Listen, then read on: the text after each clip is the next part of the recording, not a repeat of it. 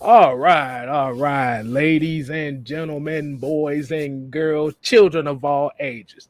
The generation. No, that can't be it. The best there is, the best there. No, that ain't it. Hit roll. No, that damn show ain't it. What's going on? Oh, I got Mike. I got it right here, man. What's going on, people? How we doing here, man? This your boys over here at AFN with the Friday night madness. Your boy, Kstylz, aka the Sixth Man, aka the defensive tackle of AFN, which means I'm the guy that got to get it done. To my left side, as y'all already know, the man, the mad scientist, Mad Mike Sports, aka the Great One. Go ahead and get acknowledge me. Oh man. So what happened? Yeah, I pulled that one out. I wasn't expecting that one. I pulled that one out. I saw you pulled that one out. I think you never know what you're gonna get over here, boy. I think the hit row thing kind of like okay, wait a minute, okay, you really came out of there. But you know how we got to start it off, man. You know, every time we do a show, we got to hit them with the real roll call. As you already know. If you don't know by now you about to know. We got Harrison the Bunny 2 in here. We got Joseph Thornton. We got Miss Asia Green in the building. We got Elijah Clemens. We got Michael Walker. We got Cookie by Nature, GSHM Group. That's the homie right there. Y'all make sure y'all show him some love. We got Raymond Elder. We got Wheezy B. We got Jarvis Williams. We got Leo 123. We got the Snooper. We got ATM 534 in the building. We got Javaris Clark, James C. Obleton III, and I'm gonna get a couple more in here. We got Blackheart. Got Christian Wilkinson, got Pat Norris, Workflow Dre, Wheezy B. Hey, man. What's going on, people? I hope y'all Thanksgivings was good. Hope y'all had a good day today. And I ain't going to ask what nobody ate because damn near everybody pretty much done ate the same thing. So we really don't need to go down that road. But Mike, what we got for him? How you want to start the night off? How do you want to start the night off? I got a comment. I want everybody to read this, okay? Oh, okay. If y'all don't know, this is the Babble. This is called the Mad Mike Comment of the Week. Brand new segment. We bring it to you. Go ahead, Mike. Read it out for us. What are you talking? Go ahead, read it out. Javaris Murray. I'm starting to believe that Mike likes to hear himself talk. There's no way possible for Matt to go in the Hall of Fame with 0 Super Bowl and 1 league MVP. I guess everyone is entitled to an opinion. I'll say the same about Mike Vick. Is too in my opinion, all Matt would be is a Falcon enshrined. That's let go.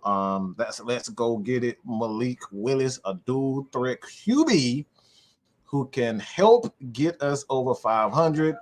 Oh, and Jerry Jones say same about Tony Romo. Well. Ah, man, I hope everybody got the jump stuff that video. So basically, he's saying you will never be a Hall of Famer if you don't win a Super Bowl ring. Remember, that's the whole juxtaposition of the comment. Yep. Man,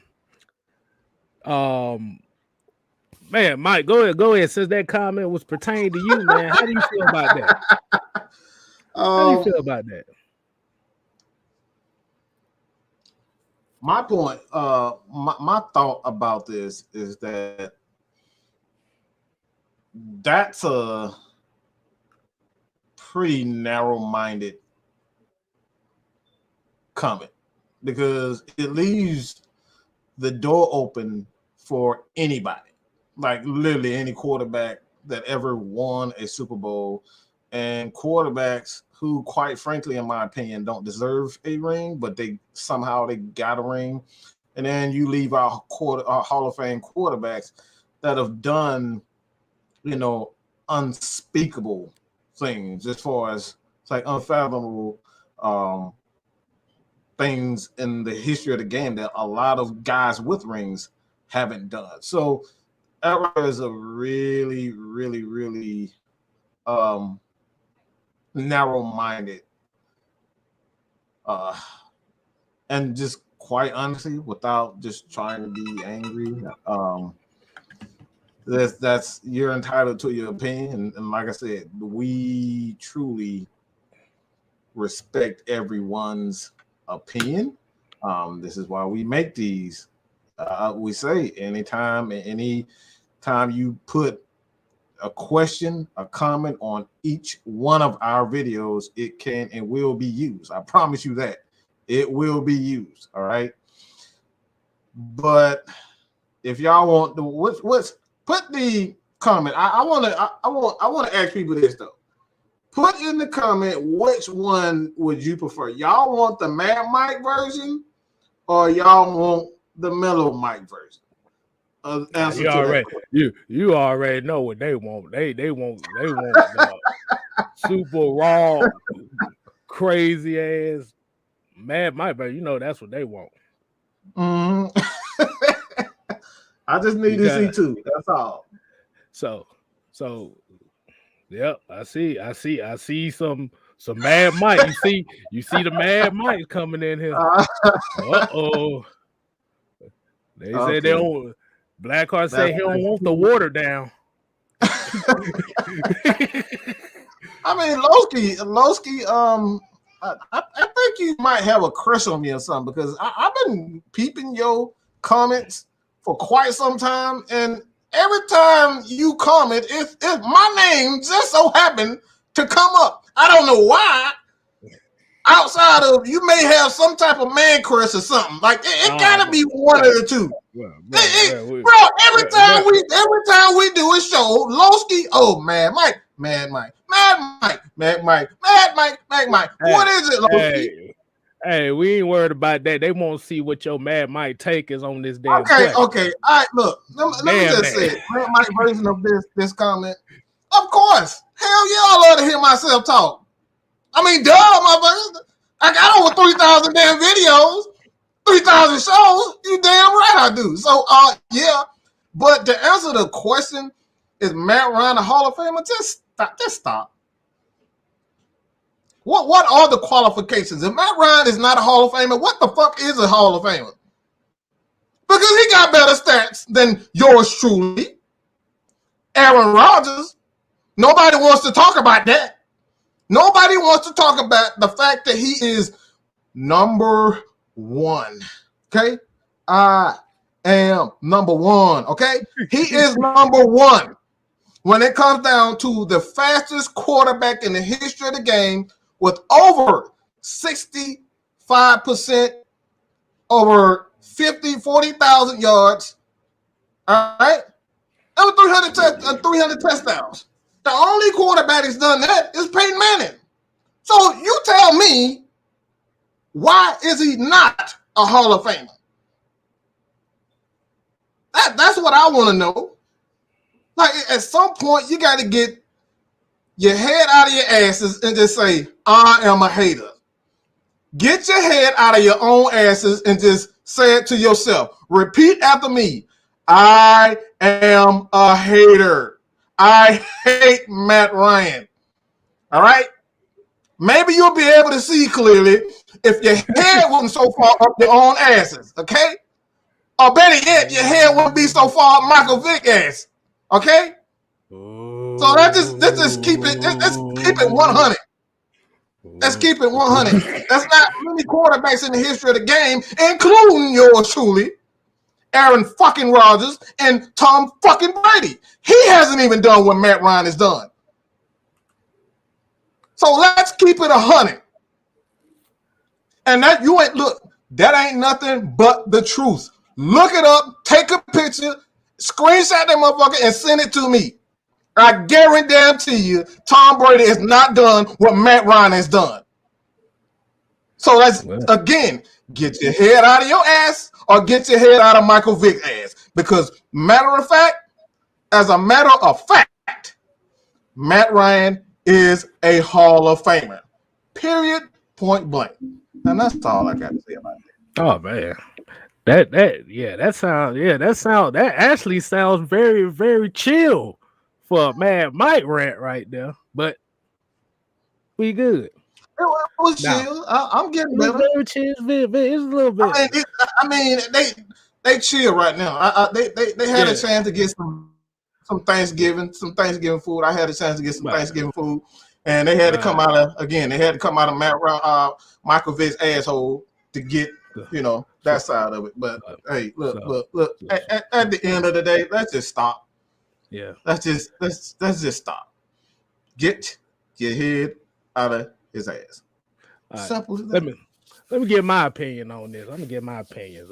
This is Kstylz way of giving his opinion. I'm not mad, but I'm gonna just say it like this. I'm kind of chill with it. Okay, so if the Super Bowl ring determines if you are a Hall of Famer or not, basically what we need to do is, with that opinion right now, there's a list of Hall of Famers that have never won a Super Bowl that you need to take out the Hall of Fame. And we got quite a few names over here. I don't know if anybody know these names, but Dan Marino, who was considered one of the greatest quarterbacks of all time. I actually took a picture with Matt Ryan when they was in Miami. Mm-hmm. So you need to take him out the Hall of Fame. We got Jim Kelly, Hall of Famer. He went to 4 Super Bowls. Didn't win either one. You need to take him out the Hall of Fame. We have a black quarterback in the Hall of Fame in Warren Moon. We need to take his name out of there. Because he's never won a Super Bowl. Dan Fouts, outside of Dan Marino, had one of the most explosive offenses in Chargers history back when he played. Hall of Famer. You need to take his name out the Hall of Fame. We got Fran Tarkenton, another guy, Hall of Famer, never won a Super Bowl. And I got one question too. If Super Bowls determine Hall of Famers, why hasn't Trent Dilfer gotten the Hall of Fame yet? Why hasn't Brad Johnson gotten the Hall of Fame yet? I'm just saying. It's a lot of guys that got a Super Bowl. Exactly. And the next question I will have to ask is, why don't y'all show that same energy for all the other positions that are in the Hall of Fame? Why don't you show them that same energy for running backs, for wide receivers, tight ends, offensive linemen, defensive linemen, cornerbacks, kickers, punters? Where's the same energy for that? Because from what I remember, what Hall of Fame is individual accomplishments. Super Bowls are team accomplishments, which means you was the best team that year.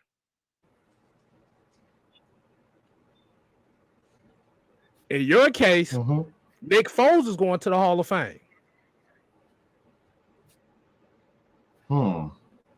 So, at the end of the day, as much as the idea of Matt Ryan actually being a guy that's up there in the history as far as numbers, it makes a whole lot of people sick.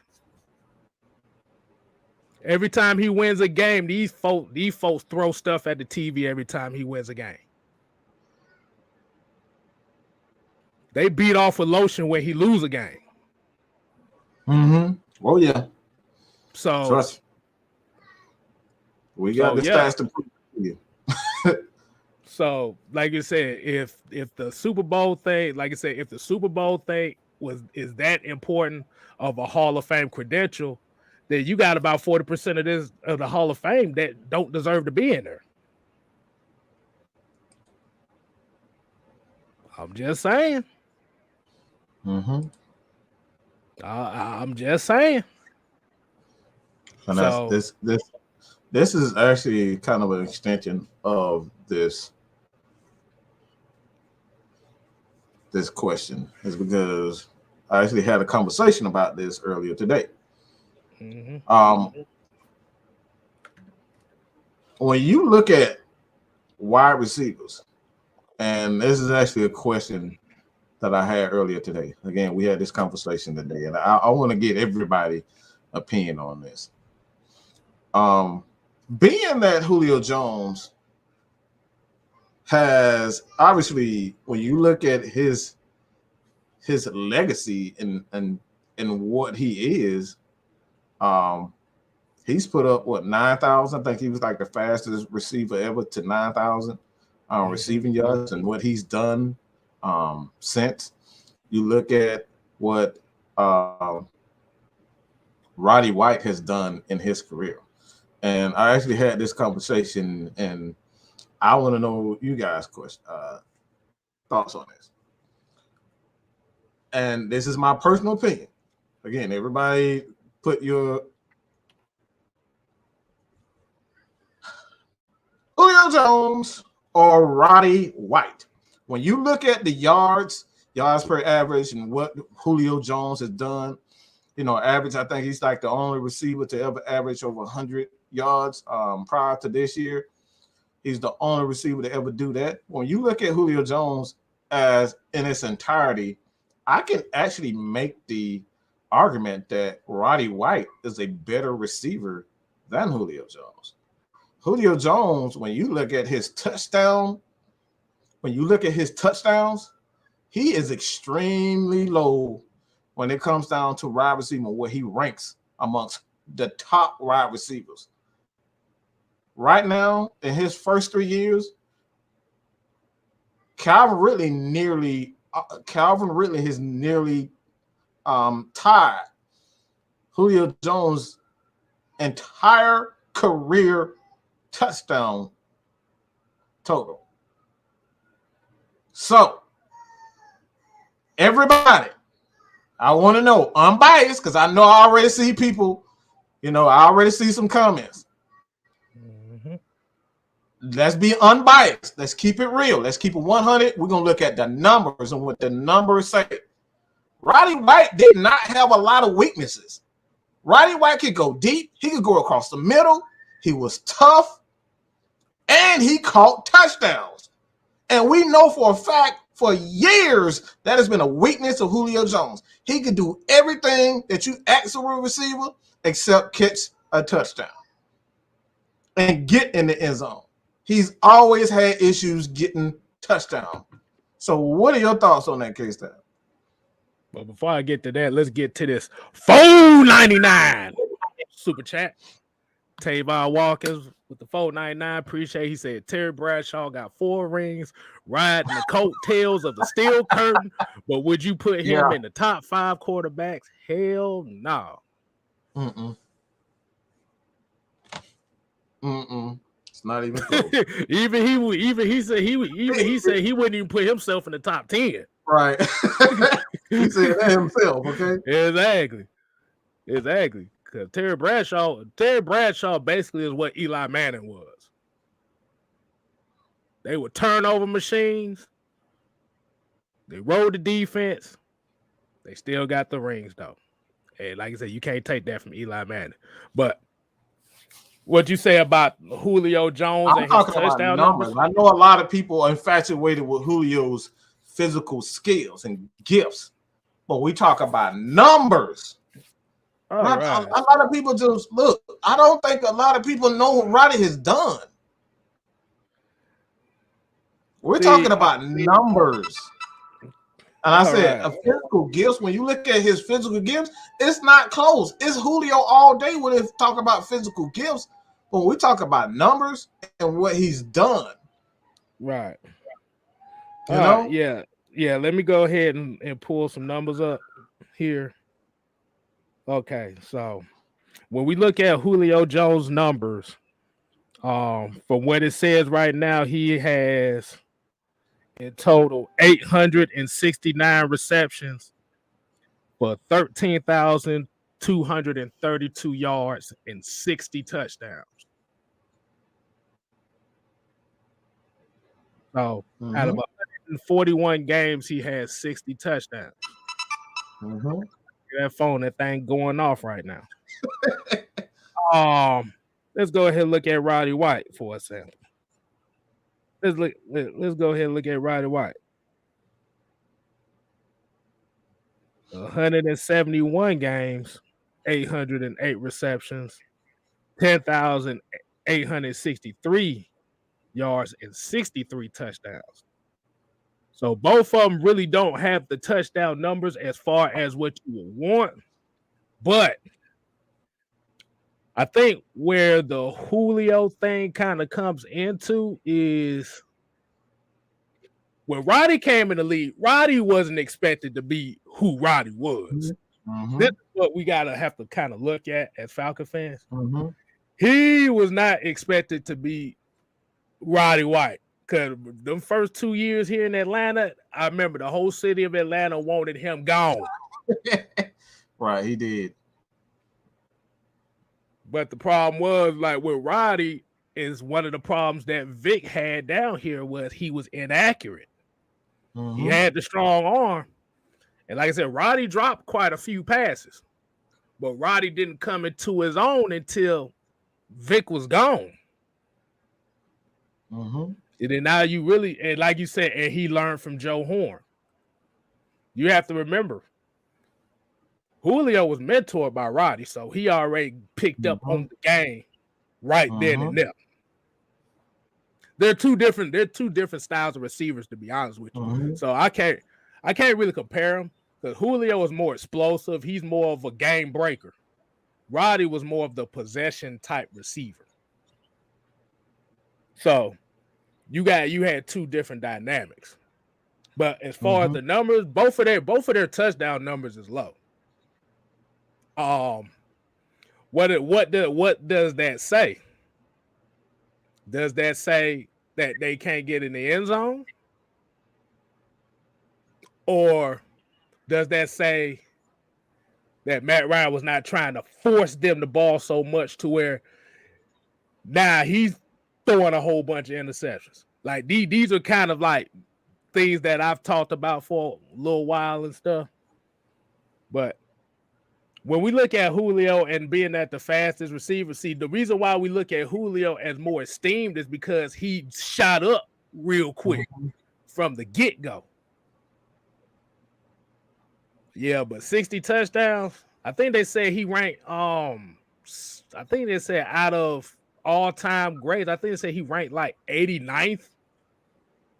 Who's that? In touchdowns, Julio Jones. Yeah. Julio Jones. He ranked like 89th out of the all-time greats as far as touchdowns. I think they said Calvin Johnson got more touchdowns. I think Calvin Johnson got like 85 touchdowns. So, and we got a $5 super chat here from Blackhawk. He said, not throwing shade. Holla, holla, holla. He said, but what good is a Lambo if it's always in the garage? Ooh. Yeah. That's another thing. Yeah. After that 2015 season, he, like I said, you started seeing him playing 2 plays and then stepping off. He never recovered. So, yeah, that's all I gotta say on that. Yeah, that's That's it was pretty even though for the most part. I think it was pretty even as far as the voting is concerned. Like it's obviously two of the greatest. I easily Roddy would have had 10 at least. I think he would have easily had 10,000 or at least 1,000 receptions had he continued to play. But Roddy was like, look, man, I've had a great career, and I think honestly, if you're real and you're honest about it, is it really? I think that's up for debate whether or not Michael Vick played a part in the lack of development early in his, or the lack of development of the lack of chemistry early in his career. Because there was 3 years where just Mike Vick was no good for any of our receivers. You know what I'm saying? He was no good for any of our receivers. So did Michael Vick? My bad. I just want to say this. And remember, in Atlanta, Michael Vick was a career 53% passer. Well, 54, I think about 54 or 55. So I'm just gonna throw that out there. Go ahead, Mike. Yeah, so that's we got a lot of questions today. I've just been doing a lot of thinking. Man. You sit down, you eating, boy, everything comes exactly. Everything comes out of mind. So that's my thing. That Michael Vick really hindered Roddy White from becoming one of the greatest receivers of all time. Because, like I said, we can easily say early in his career, we know Vick was not accurate. He did not have any touch on the ball. And then when Matt Ryan came, all of that. Not even when Matt Ryan came. When he was playing with Joey Harrington, those guys. He had the three heads of sun. He was putting up numbers. He was 1,000-yard receiver before Matt even got here. That's what people don't realize with Roddy. He was already a 1,000-yard receiver before Matt Ryan got here. Yep. So did the lack of a quarterback early in Roddy White's career hinder him from becoming one of the greatest wide receivers of all time? Me personally, like I said, there's nothing Roddy can't do. I've never seen Roddy can do everything. He was a guy that got in the end zone. He was a guy who can go deep. He was a guy who can go across the middle. He was everything that you want in a receiver. So, like, that's another question. Like, did he really, hinder him from becoming one of the greatest statistically? Right. Yeah, because that 2007 season, Roddy White had 83 receptions for 1,202 yards and 6 touchdowns. When he played with Michael Vick, he had 952 yards and 3 touchdowns in 2 years. Wow. That's eesh. Yeah, because that 2007 season, he had the like I said, I call it the three circles of suck at the time. Throwing him the ball. But yeah, like Chapman said here, he said, what good are you if you're not on the field, especially on third downs? And I used to get a whole lot of conversations about this, about with Julio. He's great. Like and the fact that we used to go to bat for it, like they always said, with Julio, like between the 20s, he was always good. But when that red zone came, it was like he didn't get in there.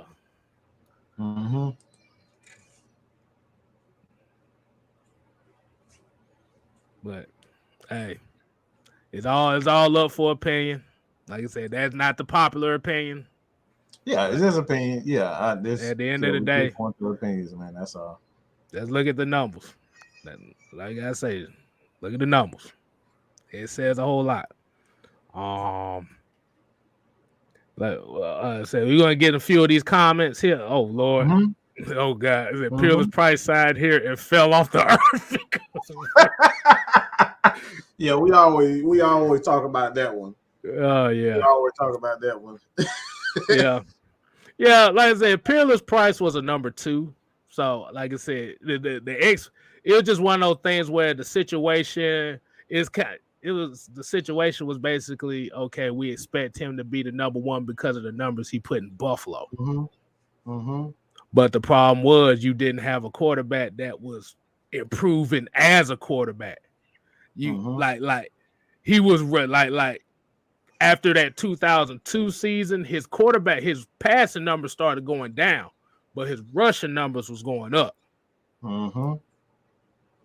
So you had to look at that. Peerless Price didn't make himself no better neither, but like I said, all that played a part in it.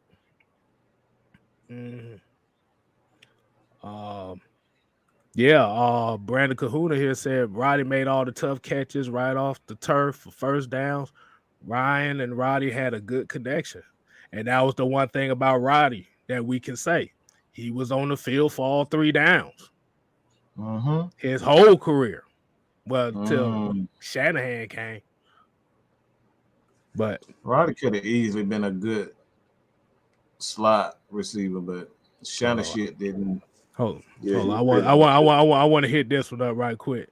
This is Vic put the Falcons on the map. If you talk about 2 playoff appearances, that's not exactly putting Falcons on the map. What exactly do you mean put them on a map? Because you obviously don't know this guy's name. I don't know. I don't think he old enough to know Deion Sanders. I don't think he old enough. I mean, Deion, like when you say Vic put him on Deion, he made Atlanta popular within mainstream. The Falcons was popular on the West Coast because of Deion. Yeah, I don't. What you mean? Like he made put Falcons on the map? It was already on the map. My thing is they was already at. They made a Super Bowl. You know what I'm saying? In 98, 99 when they played 99 when they played in the Super Bowl. So it's like that. I mean, what you mean put them on the map? Because they they was already on the map. Yeah. Like I can say the same thing for Chuck Smith. I can say the same thing for Terrence Mathis. I can say the same thing for Jamal Anderson. I can say it for Chris Chandler. Those guys put Atlanta on the map. Ray Buchanan. So it's like Mike Vick didn't do any of that. No. I think what he really meant to say was Michael Vick was a highlight, and that's the reason why people wanted to watch the Falcons. But if you actually looked at the product and you looked at the records of the team when Vick was here, it wasn't good. So you got all the highlight plays, you got the ESPNs, you got the jersey sales, but did it pertain to consistent winning? Yeah, Deion was pouring Gatorade on this dude Deion had motherfuckers wearing Jerry curls out here. Come on, bro. He had everybody wearing Jerry curls and pouring Gatorade on reporters and whatnot. That man was playing for the Braves and the Falcons at the same time. Man, if anybody put on Atlanta, I'm not ashamed to say Deion is the guy that did it. You know what I'm saying? Like I said, that's a lot of guys. But if you really want to say who made Atlanta popular, the Falcons popular, I don't think you can say anyone outside of Deion Sanders. And that's just being me. I'm not the biggest Deion fan today, but back then, man, I don't think there was a bigger, more popular athlete in the world besides Bo Jackson. Yeah. So like I said, ain't no disrespect to Vic because like I said, as Falcon fans, we love Vic. But we got to keep it real. We got to keep it real here. Like I said, when you talk about putting them on the map, all it was just highlights of him running. Let's just keep it 100. He was just like I said, he was the fastest player in the league at the quarterback position. That's what gravitated them toward the Falcons. That's why I said people really didn't give a damn about the Falcons winning. They just wanted to see him run. It was like watching Fran Tarkin and Sammy Ball over and over again. That's pretty much what it was for him. And the reason why I say that too is because, damn it, I just had my thought what I was gonna say and I just forgot it like that. But what happens, man? It happens like that when you getting older, man. But yeah, like you said, yes, he sold the jerseys. He made everybody sign. But we never talk about the fact that he, like I said, his record down here, the Falcons' record wasn't good down here. That's the one thing everybody likes to leave out. You had 2 playoff appearances in the 6 years that he was down here. I mean, he was what Julio is right now. Let's keep it 100. An injury-prone quarterback. That's what Michael Vick was. I was the biggest one. I was again. I don't think there was a Falcons fan alive that can't say that they wasn't cheering Vick on. Everybody was cheering Vick on when he played. Vick was often injured. Okay, that is not that is nothing but straight facts. He missed a lot of games because he had sprained ankles and broken legs, broken ankle, and that's just the style that he played. Right. And he missed a lot of games for it, and we paid for it. Right. And that's the reason why we ended up drafting Matt Schaub, to be honest.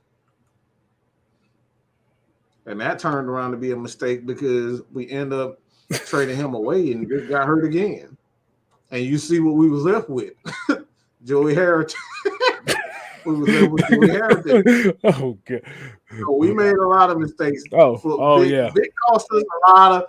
Vic cost us a lot, bro. People don't realize we could have really been a much better team had we kept Matt Schaub. But we took a risk, traded him to the Texans, and like I said, that cost us. That one move cost us a lot. And that's something that a lot of people don't even think about. I think the problem was with that trade was what they got out of that trade. And I think that's what hurt. That's what made it hurt even worse. Because a lot of people don't know when they traded Matt Schaub to the Houston Texans for their first round pick. Houston took a chance with that. Do y'all know who that? I'm gonna ask y'all. Do y'all know who that draft pick was that we got for that for that Matt Schaub trade that Mike talking about? Do you want to know who they drafted with that pick? I'm gonna ask the people the question. I'm gonna give y'all about 35 for give y'all a minute. Do you remember who was the draft pick with that first round pick? Oh man, I'm gonna see. I'm waiting for a few more answers.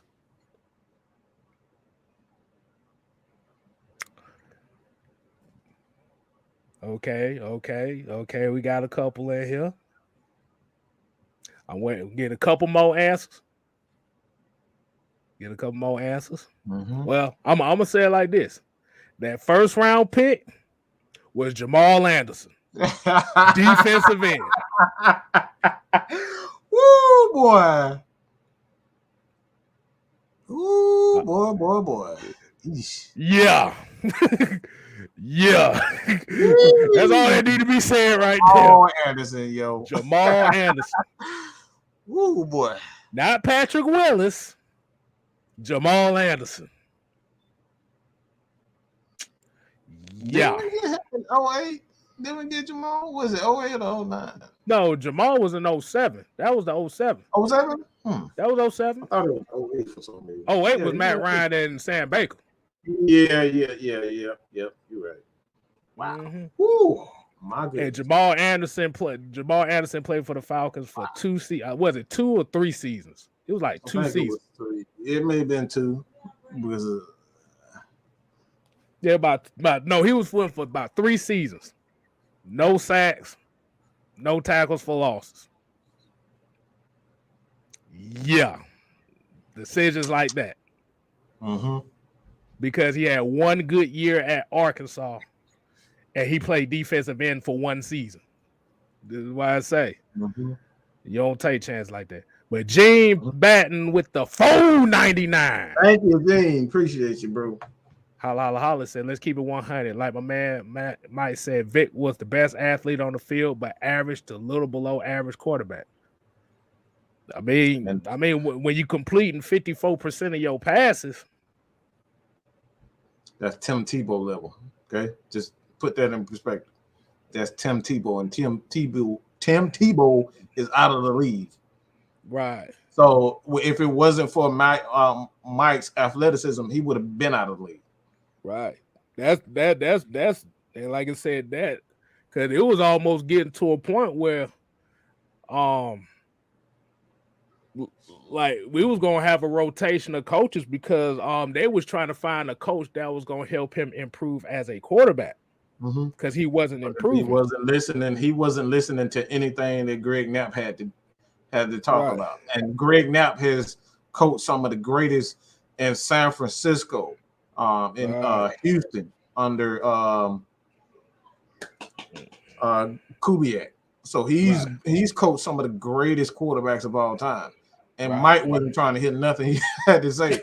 So Greg Knapp, a lot of people need to give him and rest in peace, but he deserves his flowers because he was the architect of that DVD offense. That's what a lot of people know. People don't know that. A lot of people don't give him the credit that he deserves as an offensive coordinator. He is the architect of that offense. He designed that offense for Dan Reeves. So again, he deserves a lot of credit, bro. Yeah, I like this comment right here. Michael Vick is the reason safeties are now the new linebackers. Yeah, that Tampa Bay, that Tampa Bay defense had nothing but safety. Derrick Brooks was a damn safety. I don't care what nobody says. And rest in peace to Greg Knapp too, by the way. But yes, sir. Boy, Tampa Bay. I'm gonna tell you something. Tampa Bay and Philadelphia used to give Atlanta hell. They had the speed. They had the speed to keep up with him. So he couldn't cut those corners like he could. Right. That's why y'all have to kind of look that you have to look at that. Because you have to remember at that time, the average linebackers was not that fast. Average linebacker was like 250, 260. They were built to stop the run because it was a running league. And Michael Vick had the speed to outrun everybody. But the thing about that Tampa defense, they had speed everywhere. And Simeon Rice used to shit. Whatchamacallit, boy, Rondé Barber used to tear his head off. And the thing is, protect yourself. Right. But at the end of the day, like I said, you can have all the athleticism, but eventually you're going to have to improve as a quarterback to have longevity. That's why Russell Wilson stopped running as much. I mean, you still see him run here now and then, but you don't see him run like he used to his first 2-3 years in the league. He just runs away and so he can buy time. Right. And like I said, Lamar Jackson, like I said, he's getting hit a lot right now. He's gonna have to calm down a lot.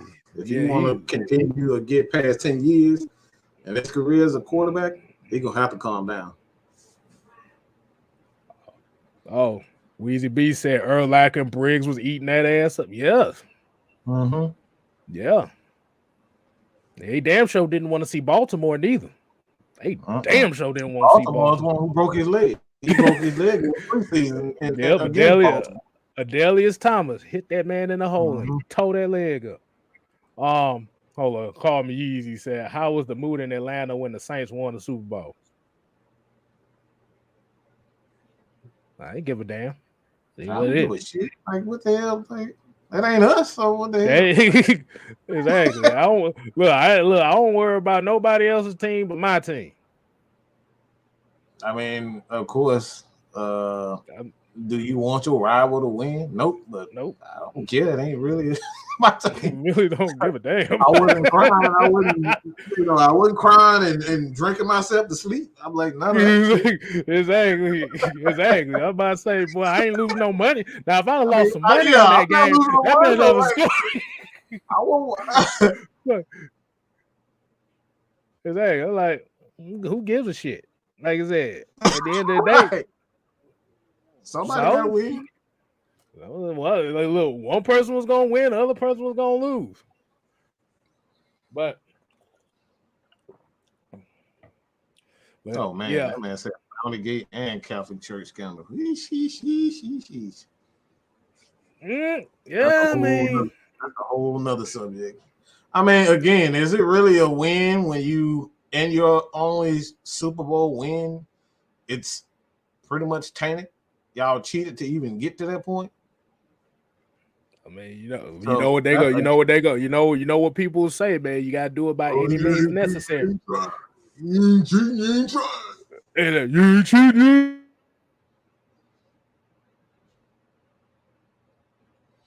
Okay, so Trevor Simeon. No. I mean, what we seeing from the Saints really right now is this is the reason why we telling you guys we got to be patient and do things the right way until we able to free up money and get money. Is because the Saints are absolutely struggling. That Kamara, Michael Thomas is out for the season. Those guys just have injuries all over the place. So when you got, when you have the lack of salary, and you pretty much exhausted pretty much your entire draft pick, the future, you've given away a lot of, a lot of money that you've given away, continuously re-signing Drew Brees and re-signing a lot of old guys. I mean, these are the things that happen. You pay for it later on, and the Saints are absolutely pay for it. They paying for it right now. I don't know why the hell they getting Taysom Hill $40 million. I mean, that's literally the dumbest crap I've ever seen in my life. Like, we're talking about Taysom Hill. What is he good for besides running fast? So they paying for it right now. And this is why, Falcons fan, I know it's not pretty right now. I know it's not popular to not sign guys and not to spend money and re-sign guys. You got to make sure that you re-sign the right guy, because if you do what the Falcons did and re-sign guys like Mohamed Sanu, when Mohamed Sanu wasn't giving you anything special, he was just a popular guy. You re-sign guys like Robert Alford again. It wasn't anything he was giving us, unique. Anybody could have gave us that, that amount of penalties and been an interception guy. I mean, we've had that before. I don't know how many times we had some sorry-ass safeties, some sorry-ass corners.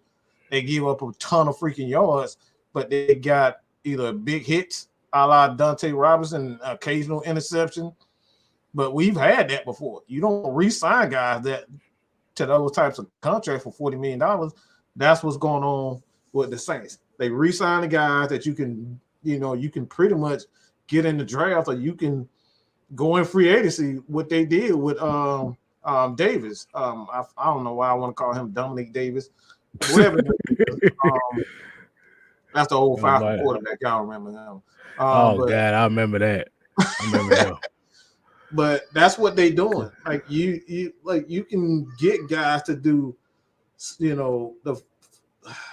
the fundamental things of football, and I think that's what took the Saints down. They were paying guys that you can get in the draft. Like, you can literally draft guys just to do fundamental things. That's pretty much what we talk about with Jordan Davis with the Bulldogs right now. The reason why he's so high on the Falcons board is because we already got a pass rusher in Grady Jarrett. You put a guy who can do do what Jordan Davis do next side to Grady Jarrett, bro. Like that again, that right there would set that damn defense on a whole nother level. Yeah, man. I know we kind of dilly dabbled off on these random ass times, but you know what we do. But yeah, like I said, also I just want to get this quick little thing out the way. As a lot of people know, I know we had a couple people in here saying, okay, yeah, the Falcons are 4-6, they're done and stuff like that. Do you guys realize that they're literally a game away from the last two playoff seeds right now? One game. One game, guys. Okay, one game. One game can put you right back in the thick of things right now. That's how that's how bad it is in the NFC right now. But yeah, and I don't know if y'all knew, but Quadri Olsen might get a little bit more carries coming up this week. Oh, he it's a possibility. I think Arthur Smith said he deserves more carries right now. I mean, shit, I don't blame him. Shit, what are you getting from everybody else? Because Cordero Patterson and Deion Jones, they're going to be questionable for this game, this upcoming game.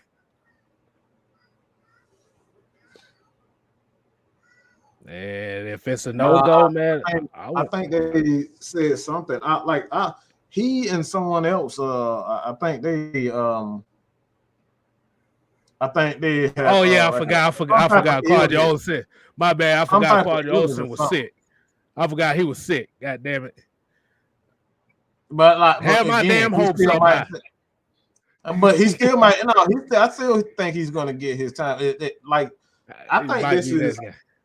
I honestly think this is Mike Davis' last chance to step up and do something, because when you got your offensive coordinator saying that you pressing, they're just buying time to try to give some confidence. Let's keep it real. Right. Oh, he's just pressing. Look, It's week 12. All right. Motherfucker, ain't no more pressing. Okay, your ass either suck or you fucking suck. It ain't none of that. Yeah, I don't know how many weeks you can press. Yeah, look, I'm about to say at this point right now, I'd rather see Keith Smith run the ball. I'm good. Look, I'm right there with you. I would much rather see, because at least I know he can give you 3 yards. I know he can do that. We'll be looking like the Tampa Bay Bucks saying Mike All-Star run. I'm cool with that. Exactly. In a fullback run, I'm good. Hey, I'm fine, bro. Because the way he was running like I want to see my running backs run, go north and south. Right. That's all I want to see you do. Like I said, if you get 3 yards in the cloud of dust, that's fine, as long as your ass is going north, right, south.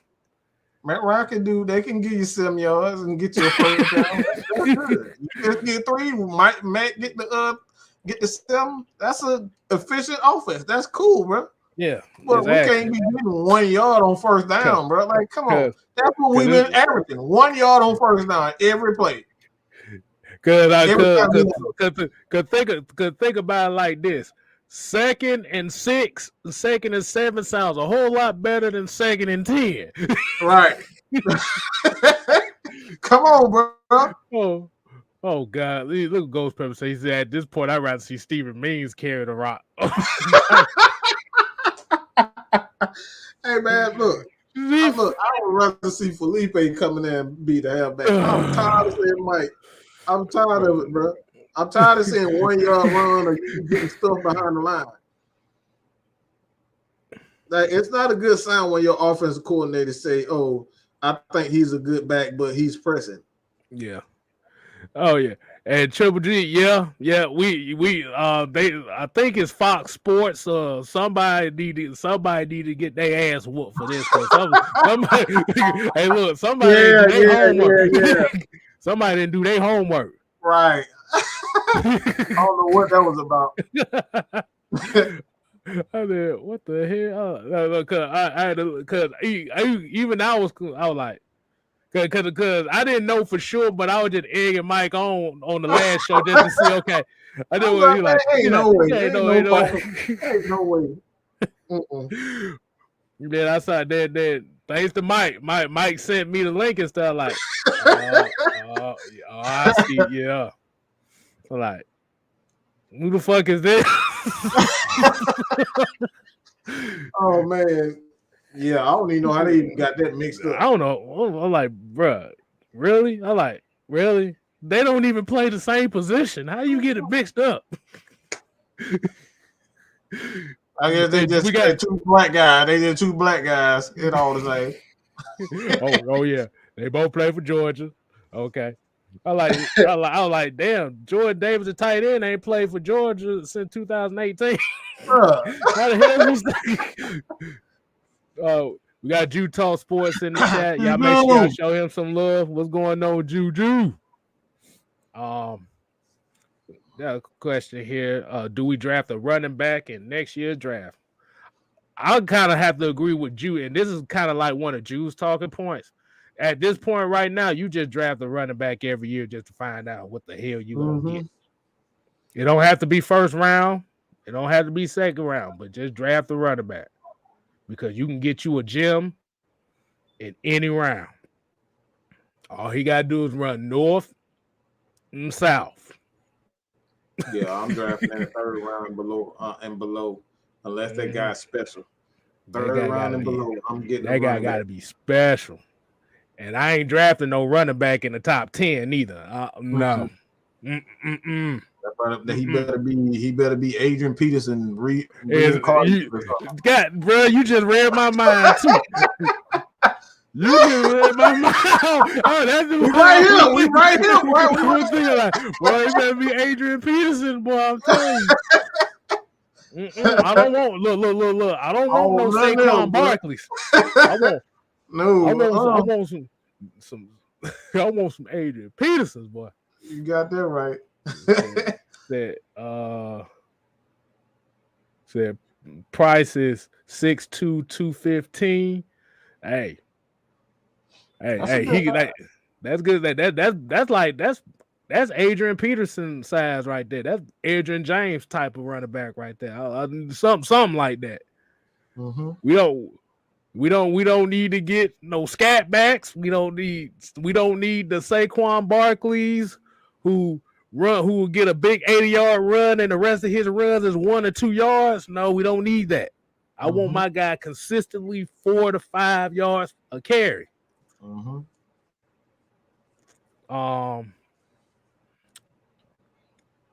Okay. Triple G said, is George Pickens declaring for the draft? What's your take on him?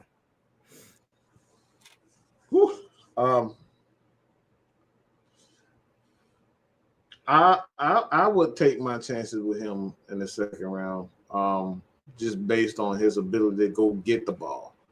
I don't think he'll be the same athlete as far as his speed is concerned, but one thing that I like most about George Pickens is that he goes and get the ball. Like he attacks the ball as a receiver, and from what we've seen this year, our receivers, Calvin Ridley mainly, anytime that ball get anywhere in the air, he start looking for safeties. George Pickens ain't thinking about no safety. He's thinking about going and get that ball. So I like Pickens for that reason and that reason alone. And the main reason why I say in the second round is because we have 2 picks. In the second round, you can take a chance. And you got a couple of thirds too, so you can afford to take the chance on a guy like Pickens, with his, just in case he's the same athlete. If he isn't the same athlete, you still getting a good receiver because he attacks the football, and from guys like Anquan Bolden, it doesn't really matter as a receiver if you're fast or not fast enough. I think he's one of those guys who's just bred to compete. So I would take a chance on him. Just like I said, I think He goes about. He's a slim guy, so I think he's like 6'2", 6'1", 6'2", So about 200 pounds. About let's say 200 pounds. 6'3", 190. Yeah, that's about that's a little Calvin Ridley size. I think that's about Calvin Ridley size. So, but like I said, the difference between him and Calvin Ridley is that Pickens will actually attack the ball. He will attack it. Cause and like I said, as y'all seen what receiving core we got right now, ain't nobody attacking shit but each other. Yeah, that's it. That's a bit. That's a bit. I'm tired. It's a lot of small wide receivers, but it's also some good receivers. Good small receivers. I'm looking for receivers that can attack the ball. That's my biggest concern or what I'm looking at. You got to be able to attack the football. Like I said, if I'm gonna get a wide receiver, I need somebody fit. Like you said, I need somebody physical, man. Mm-hmm. This offense needs it needs a physical presence out there. Mm-hmm. It's crazy. It is crazy because you would think. Just think about the Falcons this year. You lost Julio Jones in the offseason, and you right now pretty much done lost Calvin Ridley for the rest of the season. Ooh. So now you're really trying to find somebody. They ain't even got to be on a level. You just trying to find somebody to be on a level. Yeah, again, just need somebody with the attitude. You don't have to be big in the NFL. Just because you're big, you physical, quote unquote physical, doesn't mean you're going to attack the football. There's a lot of physical receivers coming in any and every draft, but a lot of those guys don't attack the football. It's that mentality I'm talking about. Guys like Steve Smith. Steve Smith was not a big guy. He was 5'11", 5'10", 200 pounds. Shit, that dude was 5'8", bro. 5'8". You know what I'm saying? But it wasn't about him. He was physical. He attacked the football. He went up and he went to go get that football. So I don't care about the size and him being 220 pounds. You got to have that mentality for me. Yeah, because like I said, at this point right now, that's what you're gonna need. Let me see. Oh man, we got some interesting. Woo! I see a question that I love right now. Go ahead, go pull it up, pull it up. Let's see what you got. Man, this right here really got me excited because this is actually what I've been thinking about. And I said this to my brother. We was having a conversation about Georgia. And I was saying that if any Atlanta Falcons, if any player on Georgia that I would want, it would be James Cook. Why? Because he's a jack of all trades. And when you look at what CP could possibly be, or what he is, I think James Cook does all of that already. You can line him outside. You can line him in the slot. You can line him in the back. He's a good runner. In Georgia, he runs the ball up the middle, so he's capable of being physical. He's not a guy that fumbles the ball. He's smart.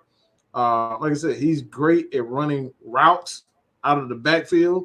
And like I said, that's CP. CP does all that already. So you got a guy like James Cook who does that right now in Georgia. I think he's the perfect. And this is going to be controversial. If anybody is perfect for this Atlanta Falcons team right now on Georgia, even more so than Jordan Davis, I think is James Cook. The dude he is exactly what Arthur Smith needs on this offense. You can line him up anywhere and he's going to make a play on the ball. He has great hands. He reminds me of a more athletic DeAndre Swift. I really believe that this dude has very little weaknesses when you talk about his game. He can run the ball up the middle. He's fast as hell. You can line him at any receiver position, and he's going to make a play.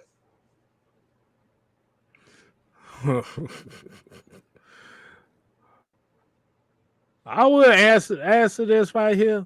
Yeah. I think we both might just need to make a video on this about Isaiah Yeah, I'm Spiller. gonna make a video on that. I'll do something about that. I might end up like I said, y'all give me some college prospects. I'll start doing those again. I think when I started doing those, actually, those were some of my first videos. Was actually doing like thoughts on college prospects. Yeah, I've already done Malik Willis. So you got, like I said, man, y'all leave the comments. I'm about to say, y'all can leave them to me too. Shoot, like I said, I'll do them. Hell, hey, Isaiah Spiller, you just gave me a good idea right there. I'm gonna go ahead and write that down, Isaiah Spiller. So, Ghost Peppers, you gonna get a shout out for that one from me. So. Jarvis Williams said, do you think if we'd have put Magic City at the Ben Stadium, would the Falcons play better? I'm just asking for a friend. I think if you want the Falcons to play better, had them on the road for the rest of the season. I'm on the road. I'm on the road for the rest of the season because hell, they play at the Benz is already a road game as it is. Right. I don't think Magic City gonna do anything for them. I mean, they see that every day anyway. They every week. I'm positive that somebody from the Falcons at Magic City all the time anyway. Exactly. Had a lemon pepper loose special. Now, if you're talking about somebody like Tiana Trump, then I guarantee that they'll probably start acting. They'll probably do something. They'll probably act. They'll probably act good then. No. Don't throw her in there. No. Boy, they playing ain't even gonna show up to the game, boy. She gonna drain them players before the game, boy. You better stop. Oh boy. Oh my goodness. That man said he gonna drain them. She gonna drain them before the game start. they ain't gonna be. They already no good now. Can you imagine what that would be? What we looking? They gonna be playing like the man players on zero. Everything on zero. They be like, hey, look. I don't know if y'all remember it. If y'all remember NFL Game Day '98, the way that they run,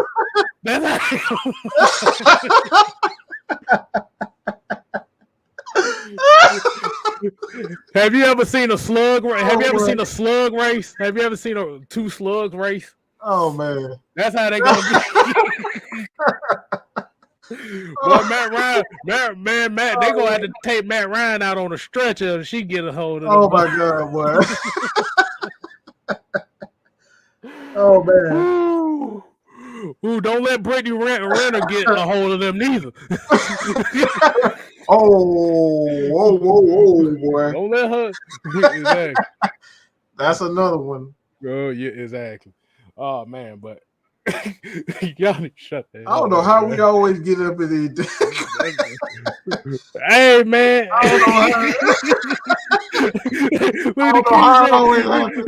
He said, "Oh man, down the stretcher." Yeah, I'm gonna be on the stretcher. That'll get him off the field. That'll get him off the field. Oh man. Nah, there ain't gonna be no ice cubes. There ain't gonna be no more ice cubes, boy.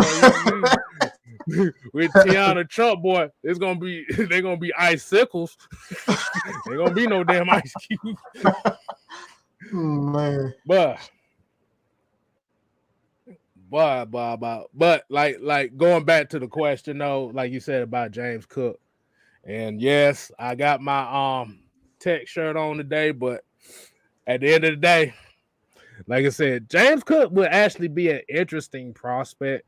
And I think it'd just be kind of, because as we know about Atlanta Falcons draft history, they tend to stay away from the University of Georgia players. I've not understood.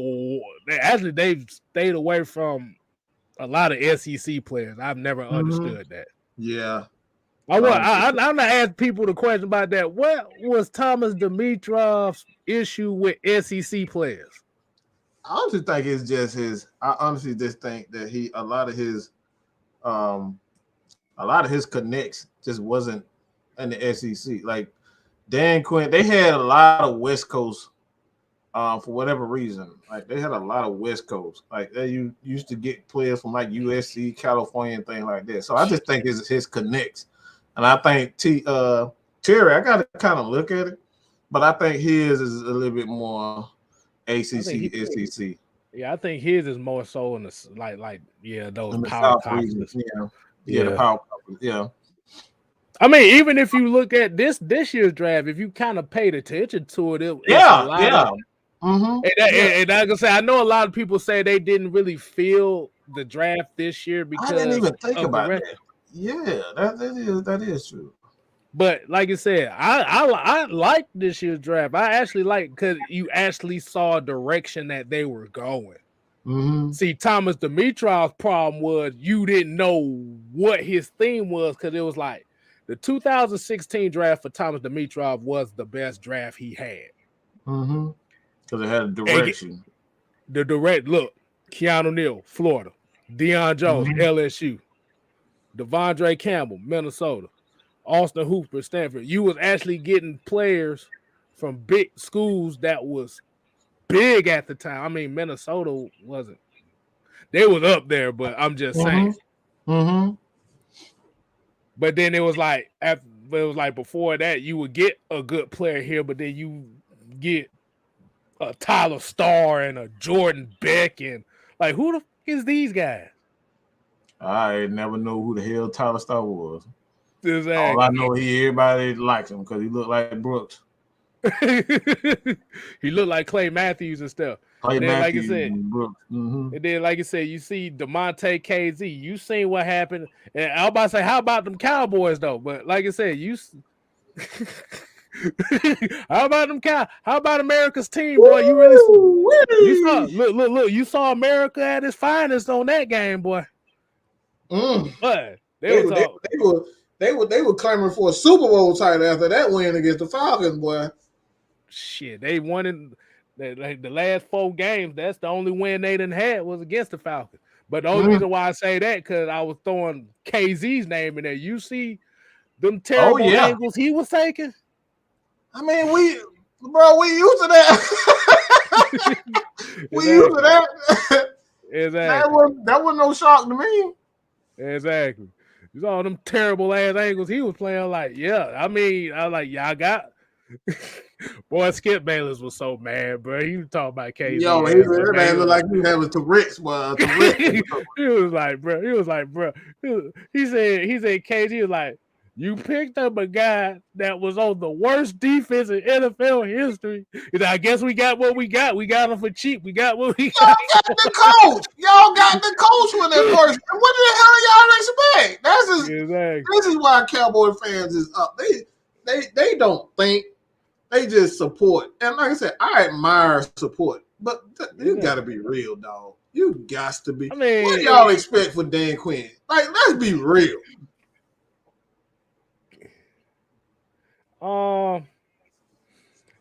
Josh Gillum here said we dropped the ball on Richie Grant. Could have had Javon Holland or Creed Humphrey. Minnesota. I mean, Miami actually picked Javon Holland before the Falcons got to him, so you can't say they dropped the ball on that one.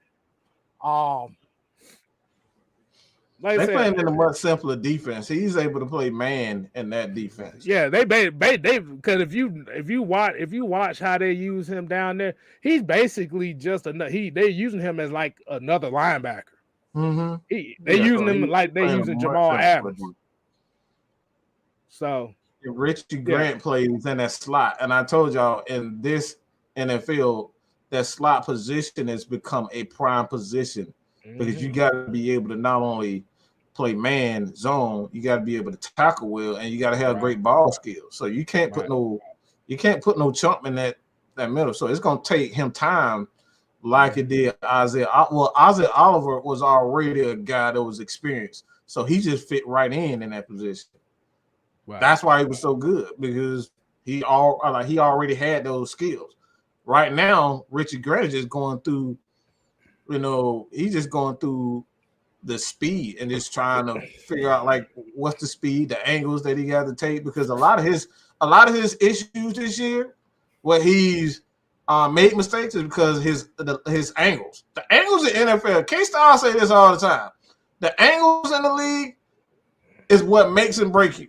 You got, as soon as you learn the angles of the NFL, that's how you end up being a great pass rusher, a great linebacker, a great corner, a great safety. You gotta learn the angles. Like I said, and look, well. Look like somebody is dropping in on us, and SpaghettiOs. Let me go ahead and bring him in. What's going on, y'all? It is Erica Badu's.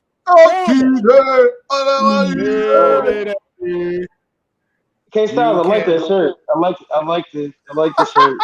Hey, y'all already at it. Y'all already at it. Hey. All I know is, boy, we gotta try to bring our A game, but y'all better bring y'all A game. Y'all take us lightly, boy. Y'all finna this 12-0 season. This is the first 12. This will be my first 12-0. We haven't even got close to 12-0. It's gonna be 11-1. I'm telling you. Hey, I'll take an 11-1. I don't even think. I put it like this. I said this about Georgia Tech last week. Y'all play up to y'all competition, then y'all play down to everybody else. Yeah. So unfortunately, yeah, we do. Unfortunately, yeah. So y'all gonna play us tough. It's a hate game. It's for the Governor's Cup. We'll see. We'll get to see what we see. But I want to talk about what y'all talking about, the draft, because y'all were talking about looking at draft class. If you look at last year's draft class, everybody from that draft class except Drew Dalman came from the East Coast. Mostly all those guys came from the East Coast. Now, if you want to go look at Thomas. Thomas has had guys. He's had LSU a couple years. That's still considered like Midwest. But most of them guys are from like San Diego State. His most like recent, or the closest to Atlanta was Julio. And then that was closest to Atlanta. I think you got, and in the South, and then Calvin, and it was basically two Alabama guys. So he hasn't had, like the success of, look at New England. New England has almost three of them now. 2 or 3 of them are Georgia linemen.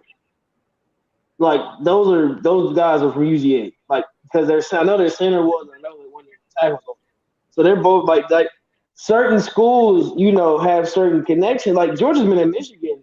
I mean, not Georgia. Atlanta's been in Michigan like these last couple games. Like these last 4 or 5 games, we've been in Michigan. And mind you, last year, who we get from Michigan, we got Jay Baker. So I mean, like you can tell we have this East Coast thing with Terry, which is, I guess, is a blessing, because those guys. I mean, looking at football, the East Coast, and I've had this from everybody. East Coast is a way more passionate football field than the West Coast. So, and about their Cowboys. How about them Cowboys blowing at the Derek Carr? It looked good on my fantasy. It looked good on my fantasy team. I tell you that, I should have got Derek Carr. I didn't know he was gonna go for 300 yards in the game.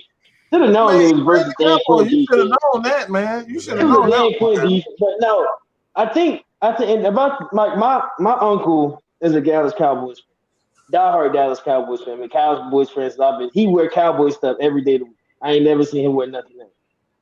He wear a Cowboys hat every day. Like he got a bucket hat or normal, some type of Cowboys hat is gonna be worn throughout the day. So to see first off Trufant for Oakland had a good series. I'm not surprised. Yeah, he's a good damn corner. He's a good corner. He's a good corner. He playing the wrong shitty damn defense. That's all. These stupid coaches. And then to see Keanu, Keanu be Keanu. To see them guys that been here for years, they really are. It's then like you can't. And I told him that. I've been telling Cowboys fans, you're gonna get Dan Quinn one day. you had a good stretch of games in the beginning, but you were going to get Dan Quinn one day. And these last 4 games, you got one good game versus the Falcons. The rest of them, you have been bad. Really and truly. Like, you have been bad. And you've seen the Dan Quinn effect. Your offense can't save you. Dak couldn't save you last night. And Dak tried his hardest. Dak couldn't save you. Mike McCarthy couldn't save you. Your defense failed, really flopped on you. And you should have known that was going to happen. But like they said, if you score almost 33 points, 9 times out of 10, that's a victory right there. Look If at, your I mean, look defense what just Matt makes does. Look at a what couple Matt does. stops. Look what's been happening to Matt for years. Exactly. We put up 40 versus Dallas last year.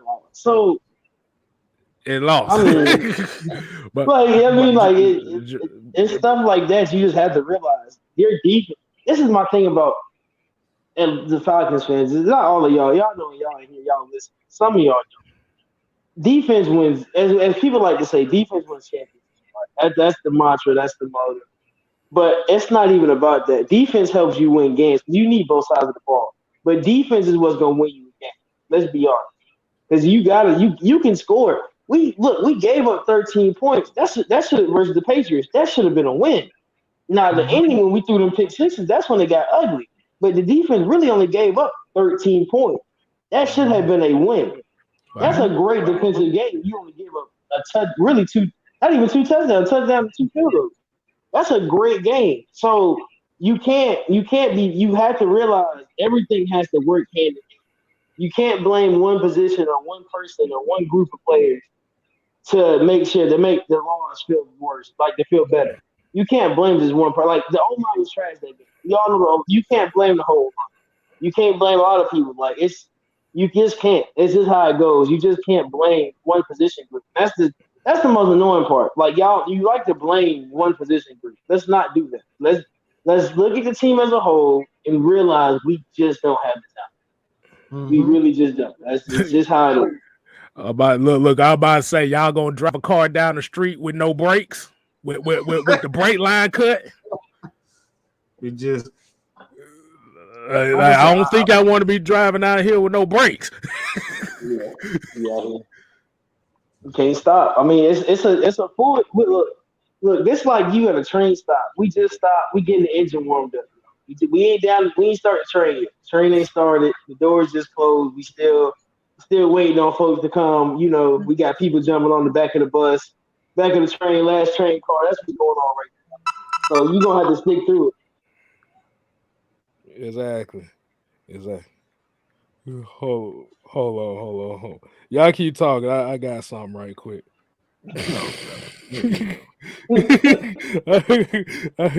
I got some. Hold on. Yes, let's get in there real quick. Oh yeah, I saw that. I don't know if he'll be out, but I don't think we'll miss. As far as the tackling, being able to have a playmaker in the middle, Foyer is more than capable of being that star in the middle that you need. I think what will happen is Michael Walker. He's going to have to step up. Like he's definitely going to have to step up to be that guy because I don't think you trust anybody else. Coleman is already a guy. He's a rotational piece. Maybe he can plug good and be the backup inside linebacker. He does have that ability, but yeah, it's going to be interesting. It's going to be interesting if Dion can't go. I don't know what happened. Maybe he hurt himself in practice, or they just kept it quiet because it kind of came out of nowhere. But I don't know.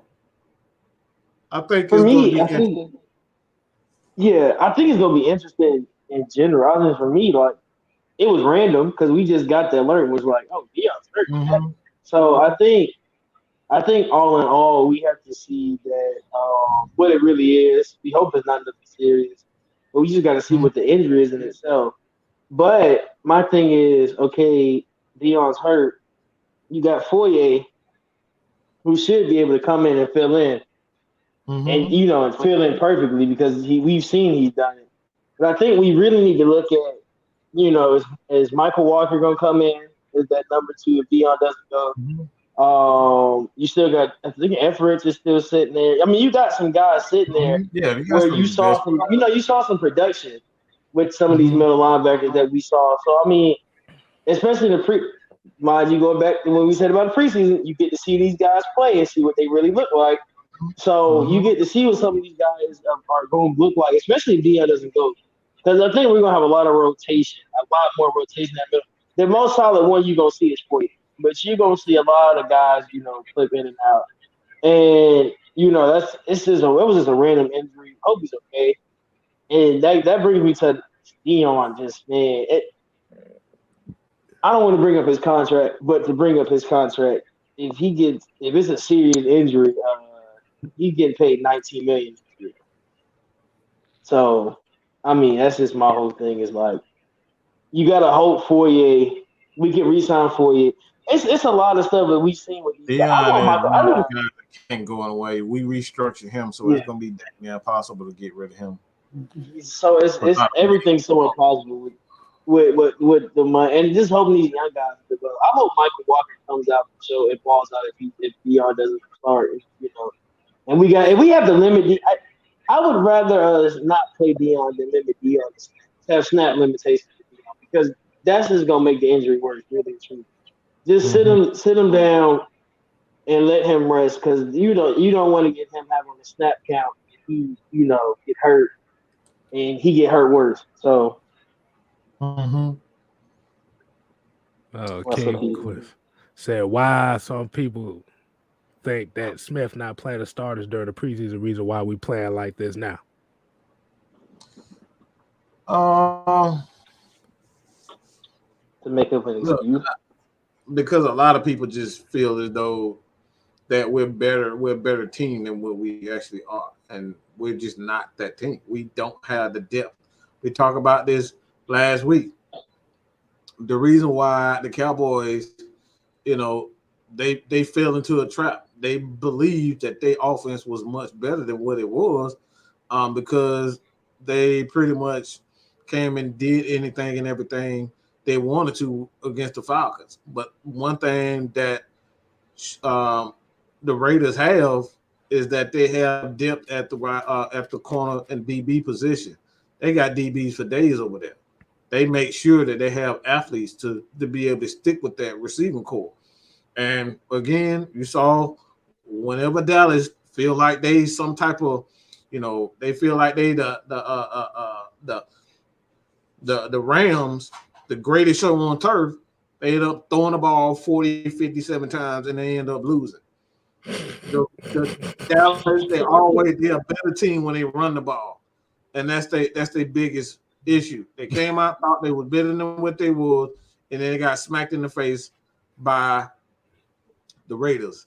And at the end of the day, Smith is just playing what he can play with. We don't have Julio. We don't have Calvin Ridley. We don't have a lot of things. You know what I'm saying? And that we don't have Hayden Hurst. Those are three weapons, and two of them, one of them with another team, and the other two on IR. We don't have anyone. So I don't understand what you want him to do. You want him to play Frank Darby? You want him to play Frank Darby, a guy you've never seen in the NFL game. You saw him catch one pass, and y'all think he's going to be some great receiver. He's not going to be able to fill the shoes of a Calvin Ridley. He's not going to be able to fill the shoes of a Julio Jones, or maybe not even a Hayden Hurst. So let's just be real. We're not as good as we thought we think we are. Hey, look, like I said, I don't need him to fill nobody's goddamn shoes. I just need him to be out there to do something. Anything. Fill his own damn shoes. He ain't got to be Calvin Ridley. Just be you. Just go out there. I think that goes, again, that even sounds good, but we don't know if this guy can actually read or he knows the offense, knows the verbiage. Like, again, we said this a couple of weeks ago, that the verbiage, like, you want to put up the picture? I don't know if we got the picture. Let me see if we got that picture. Do we got that picture that I showed last week? Oh, wait a minute. Oh, you know what I'm talking about? Hold on, let me see. Is it still on here? Oh, wait a minute. I think I still might have it on here. But we talk about no. You erased it out of it, but we're talking about we had a picture of the verbiage that they use in college. Yeah, the verbiage that they use. It's completely different. College verbiage, they use posters of like cartoon characters and I think it's under my thing. Hold on, let me see. I don't think I might have deleted it. If you look at college, so you can tell the difference on the sideline of college because what you see, if you watch a college football game, you look at them posters. If you look at what them posters and they be random pictures, you be like, bro, what does that even mean? Like, and it just mean, and that's their play call. In the NFL, you ain't gonna see that. What you gonna see in the NFL is pro white left ZZ. It's gonna be some wild verbiage. Like, I think Gronk's brother had a playbook and he said a play, and I was like, I don't even know. Like, bro, like just the stuff like that. You gotta understand that these wide receivers all have a different route. They gotta know if they X, Y, Z, A, B, C, whatever they naming themselves. They gotta know what those routes are and what the checks are. You gotta know what the check plays are. You gotta know what this. You gotta know that. Like, I mean, it's a lot more into it. They got a lot more hand signals in college football. I mean, all around. It's a lot easy. It's not. I don't say it's easy. Well, you can't say it's easier. It's just a lot. It helps them out more. It's more simple. I put it like that. It's a simpler way of running. Because even high school now is different like that. Hold on, Mike. I got you right here. Yeah. Oh man. Y'all That's see this shit? That's it right there. That's it right there. Yep. Look at I promise you, they calling it like lamb. They pointed the pictures. Like, that's crazy. We got like Tupac. This is from a different angle. We're gonna go ahead and get that out. Hold on. They got like Golden State on there and everything. Like, bro, you don't know who called that stuff. You like, what is that? Exactly. That like I said, that's just bad part about that, man. It's like dude. Like what? Like when you look at those type of posters, you be like, okay, so what represents the formation? Marvin the Martian you don't know none of that. You be looking like, what are you doing? Like, what are you calling? Exactly.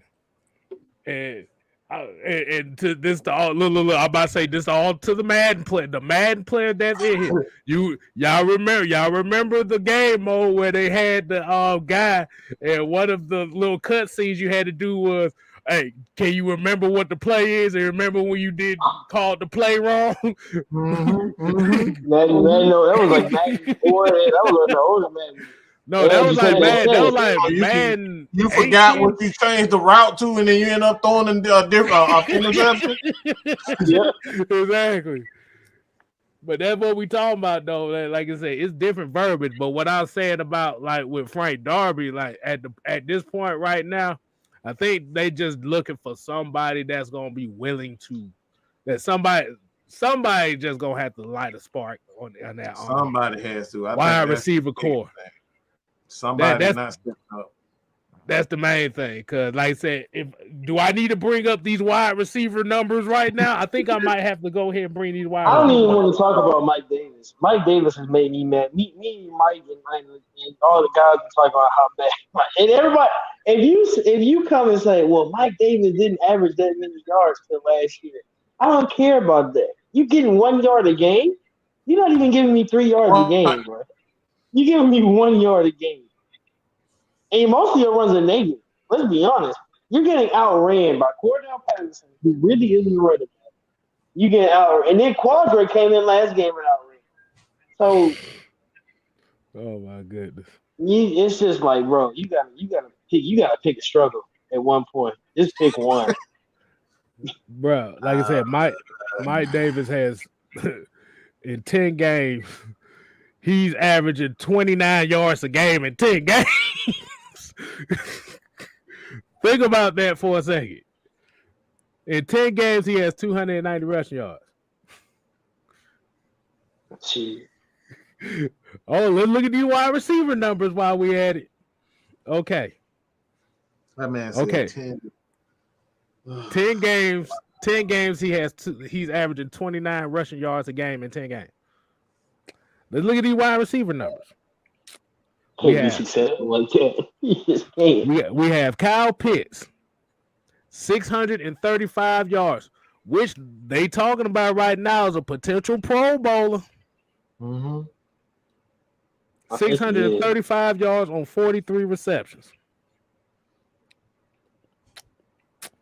The second best receiver on the team right now is Calvin Ridley with 280 yards and 31 receptions. Calvin Ridley ain't played in 3 or 4 weeks. I was just going to say, Calvin Ridley ain't played in how long? Oh, my God. It's been about, let's see, it's been since, damn, because he didn't play.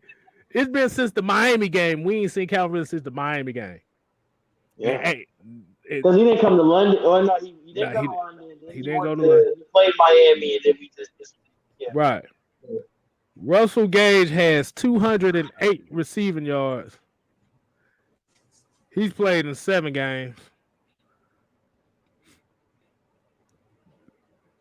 Tajay Sharp has 191. Bruh. Olamide Zaccheaus is the only other receiver besides Tajay Sharp that average over 10 yards of reception.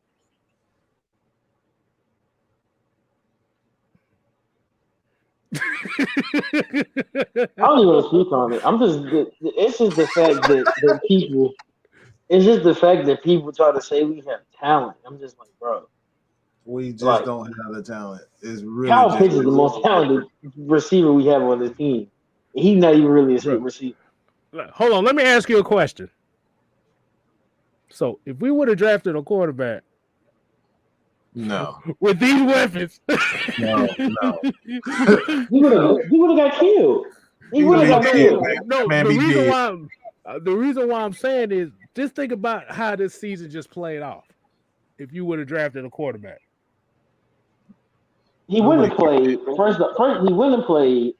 But the reason why I say that is, if he doesn't play and you don't have a Kyle Pitts, think about how worse this offense would have looked. Yeah, Maggie getting killed at that point. Maggie already getting killed. Yeah, but you really have nobody to throw to. Yeah, man, I'm already getting depressed. But that's what I'm saying. Like even with it being bad, like dude, the next best receiver ain't he? No, Cordero Patterson is the next best receiver at almost 500 receiving yards, and he's playing running back. He's doing both. Yeah, he's hybrid. Ouch. Oochie, ouch. He doesn't even have a special position. He's just a player out there.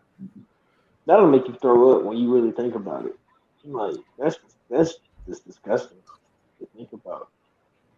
And it's the fact if we would have got a quarterback, he wouldn't have played. He would have been sitting on the bench. He would have been getting paid. He would have had a higher cap salary, higher cap hit than Kyle Pitts. He would have been sitting on the bench. And think about it. And nobody would have nobody to throw.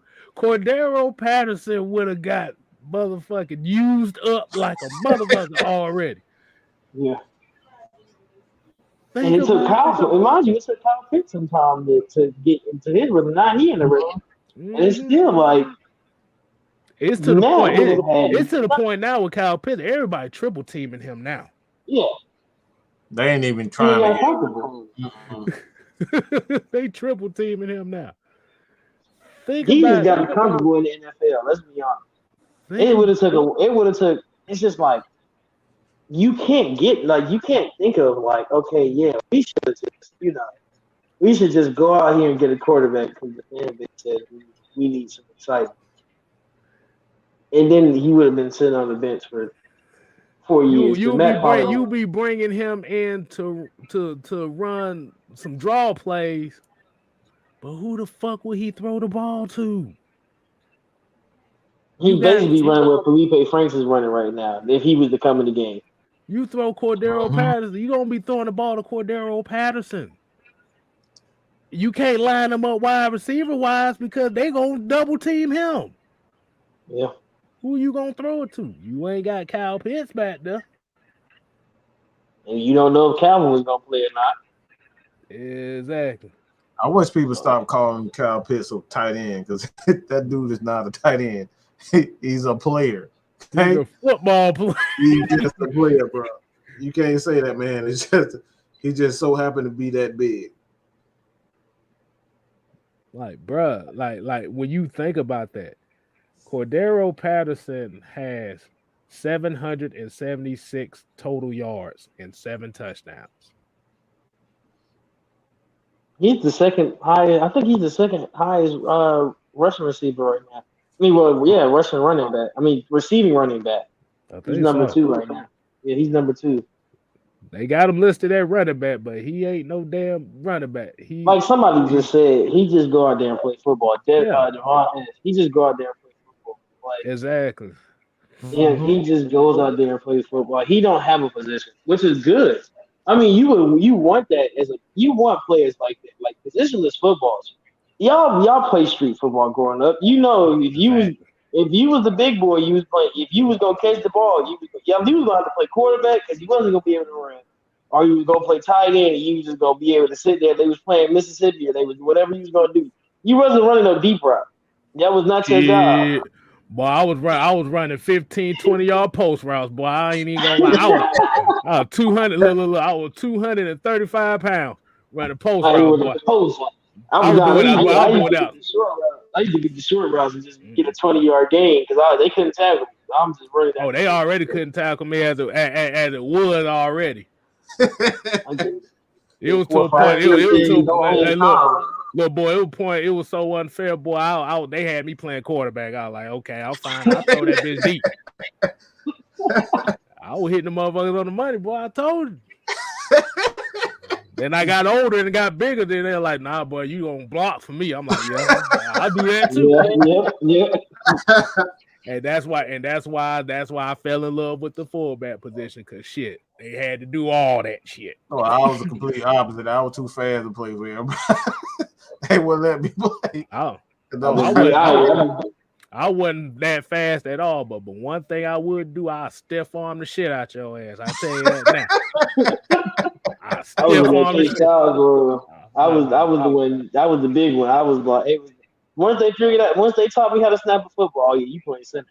As soon as I'm 10 years, I never get. It might be 8 years. There was one of them. They was just like, hey, you big enough, play center. I was like, I have never played this in my life. Get down and put the ball between your legs. And from then on, that's basically what I've been doing. I just the only position I played. I played guard and guard. Those are the only 2 positions. I like full. Well, I was like, shoot, I was fullback, and like I said, boy, and then you playing out there on the street, boy. The bigger you are, the more I got hyped because everybody was scared to tackle the big boy. Like, fuck that, let me tackle his ass. I ain't care, boy. I ain't get look, and that's the one thing. You know, like I said, I done got ran over before. It's not a fun feeling to get ran over, but the thing about it is, you ain't finna look. You ain't finna have me intimidated out there. No, sir. That ain't what it's about. You run me over one play, I'm gonna hit your ass the next play. I'm gonna hit your ass low. Hey, that's how you gotta do it, and that's what we talk about as far as where these players is. Like I said, you gotta have those. You gotta have those guys that have that mentality. Like I said, these last 2 games have been terrible. But we still just got to be able to put them somewhere. Just like if you put them somewhere, they're gonna compete. That's exactly. That's what you need. And like I said, as bad as the team that played the last 2 games, we still 1 game out of those final playoff spots. Think about that. That's amazing. That's amazing.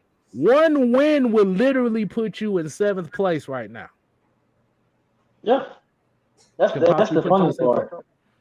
Nobody will possibly put you in 6th place right now. One win. Everybody's like, oh well, we probably won't make the playoffs. I'm just like, bro, everybody in the bottom half of the NFC is bad, bro. Mm-hmm. And really and truly, everybody, the NFC really hasn't looked strong. Nobody in the NFC is really looking strong. Because even the top teams are struggling right now. Arizona, yeah. They ain't got no Kyler Murray. They playing off of Colt McCoy. Shoot. Only thing living off him is his Texas days. I was like, how old is Colt McCoy at this point? He's gotta be like. Shit, I know he was a backup to Vince Young in college. That's what I'm saying. He's got to be close to 40. Like Colt McCoy been around since I was like a little kid. Like, bro, he got to be pushing 40. He been playing football for the longest. King Quest here said, "Throw him up, eat him up." Was my game. It was all fun until you get pushed into sticky bushes.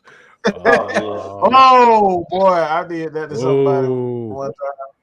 Oh, yeah, we did that.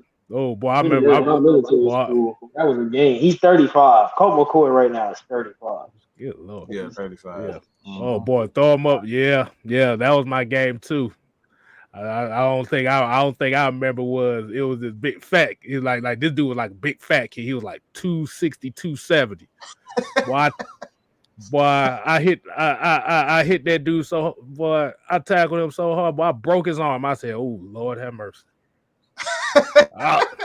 I don't know why. I just lifted his big ass up and just tackled him. He just landed on his arm and just snapped. I said, "Oh shit!" He didn't play football for the rest of his life. He ain't touching football for the rest of his life. He ain't touched no football after that. Actually, he ain't touched no football after that. He actually said, "Boy, I gave up my football dreams after that." When I was saying, when you big and you get hit, like it's different. I was 300 and I was 300 and I had a dude hit me and like run me over. I just didn't feel right. I was right. It just don't feel right. You like I'm too big. You like I'm too big for this. Right. I can't go out like that. That's just your whole model at that point. Exactly. Hey, look! I saw this comment. I was like, "Wait a minute!" I was like, "Oh, wait a minute!" I had to think. He said Justin Ross. I was like, "Okay." I'm about to say, "Nah." I'm not about to say, "Not John Ross." Justin Ross. Okay, we good. Oh, we good on that one. Shit. They need something. They like I said. They like Mike said. They just need somebody that's gonna go and get the ball. You gotta have guys that's gonna go get it. Mm-hmm. Shit, y'all go ahead and Q&A this part right now, man. Shit, or y'all want to go ahead and talk about tomorrow's game? Yeah, let's go. Let's go ahead and talk about tomorrow's game. Yeah, I'm outnumbered here as usual. So hey, I don't. I got a rep. It's only 9 of us in the state of Georgia, so I got to rep at least one of them. Hey, you got UNC dogs right now, and that's the main two I know. That's about the only two. Oh no, you got who else came on the show that night? Blake. You got Blake. So you got about this 3 of y'all right now. Yeah, about 3 of us. Hey, and that 3 is a key number. You know why 3 is that key number? Because I've been saying it all season. I'm gonna stand on it. I'm gonna stand on it. Since November 20, I just saw this stat line. Since November 2015, we have not lost to Georgia Tech. I think it was except maybe one time. I think we have not lost to Georgia Tech. So hey, don't worry about it. We could say November 27th. Yeah, it's gonna be a different story. Because you gotta think we're going into this game. Is this y'all senior? I hope this ain't y'all senior game. This man up here talking about roll tide roll. Ain't nobody care. Hey, please don't come in here with that roll tide shit for the love of God. For the love of God, I can't stand every 5 seconds. Bro, I'm a Georgia Tech fan. Football, you gonna get one roll tide in the comments. It's not even gonna be. Soon as you say one time, bro, roll tide is like. I'd rather drink bleach than hear that shit. That's the worst. That's gotta be the worst. That's gotta be one of the worst slogans ever. Though, like, you got Go Dogs. It's just like broke top. Like, gee. I mean, what the hell y'all get an elephant from? Motherfuckers, it's Alabama. That's what I still don't get. That's the same thing with Deshaun Watson school, the red elephants. I'm just like, who came up with this? Like, they can't use broke down houses, so they better use a goddamn elephant. Shit. What's the main crop in Alabama? I don't even know what the main crop in Alabama. Hold on. We got a $4.99. Say, can Atlanta find an end zone Sunday? Falcons been doing the Bird Box Challenge just 2 years too late. I was waiting to get shut up by Jackson, bruh. Nah. We ain't gonna get shut up by Jackson. Nah. But the thing about it is, this is a you better win or go home game right here. I'm just gonna say that now. Mm-hmm. Yeah, this will put up a shut up type of game. Exactly. If fans are butts about it, you better win. You come out the Jackson. I'll put it like this. You come out the Jackson. Hey, look. I'm gonna tell you the real reason why I don't really like Alabama. It ain't even a roll tide thing. Alabama, I'm gonna tell you something. In the next 2 or 3 years, Alabama will be the only team I know that can lose 4 games in the whole year and still make it to the playoffs. Oh yeah. Till they because I got a thing is the thing, I talked about this. They lost like 3 games one year and still made it to the playoffs. They lost 2 games. They lost 2 games. Because I remember they lost to Auburn. They lost to somebody else. Because they didn't make it to the SEC championship game because y'all. Yeah. But the thing about it was, if you notice how they made the standings, they put Alabama was originally supposed to be in the top 5, but they put Alabama in the top 5 because they knew Auburn or Georgia was going to lose in the SEC championship game. And what happened was when one of those 2 teams lost, Alabama got propelled right back in there. That was 2016. Yeah, that was the year we lost Alabama in the championship. They wasn't supposed to make it. The thing about Alabama, no, that was the year y'all lost in the national title game. Yeah, that's what I'm saying. We lost that national title game. Yeah, that was that year. The thing about Alabama is and this is why I say you're gonna have to expand the playoff to at least 6, because the only thing is, you bring out something like okay, Atlanta, you get the same 4 teams every year. You're gonna get 2 SEC. The thing about it, if Georgia lose, I'm not even gonna say it. But that happened. What people expect to happen happens. And if that team does what it does, they're gonna put Alabama and Georgia. So then you have 2 SEC schools. Then you're probably gonna bump Cincinnati out because they're just not gonna give Cincinnati respect. They're gonna try to slide Notre Dame in there. I wouldn't be Notre Dame getting in there. That's another school. Yeah, they're gonna slide Notre Dame in there at number 4. If Cincinnati even if Cincinnati goes undefeated, I would not be surprised they put Notre Dame. Oh, they're gonna do that. Because I want Georgia versus Notre Dame. You put Notre Dame at number 4. I like that. Because for the love of God, they have not learned their lesson about Notre Dame in these playoffs. They have not learned their lesson. I think if Michigan beats Ohio State tomorrow, Michigan beats them, which would be crazy, which would be the wildest thing I've ever seen in my life. Right. I mean, bruh, like I said, because I don't want to see Notre Dame in the damn playoffs because we know what happens. Every time they in the playoffs, they get stomped out by somebody. Every time. I'm looking at the top 5 right now. I'll go top 7 because you got your 4, which Cincinnati got in 4, which is crazy. I thought they were never going to put Cincinnati in 4. You have Michigan, Notre Dame, and Oklahoma State. Oklahoma State hasn't played their championship game. Notre Dame, all they have to do is beat the team next week, and their season's over because they're independent. And then Michigan, Michigan's playing Ohio State. So some way, somehow, since he's going to get the 5, and it just depends. If Oklahoma State, somebody has to win big. If Oklahoma State beats Oklahoma, they'll go 11-1. Notre Dame will go 11-1 if they beat USC. Michigan will go 11-1, and then it's some way somehow we're not getting the Big 10, a Big 12, Pac-12 team. I would be surprised if they put 2 Big 10 teams in because they're going, and then that's the only way. I mean, there's no way they're gonna put Notre Dame in. Like it just is just a sneaky way of just being like, you know what, Notre Dame. And the more and more I look at it, like the reason they're at number 6 and Oklahoma State is because they're gonna try to slide Notre Dame.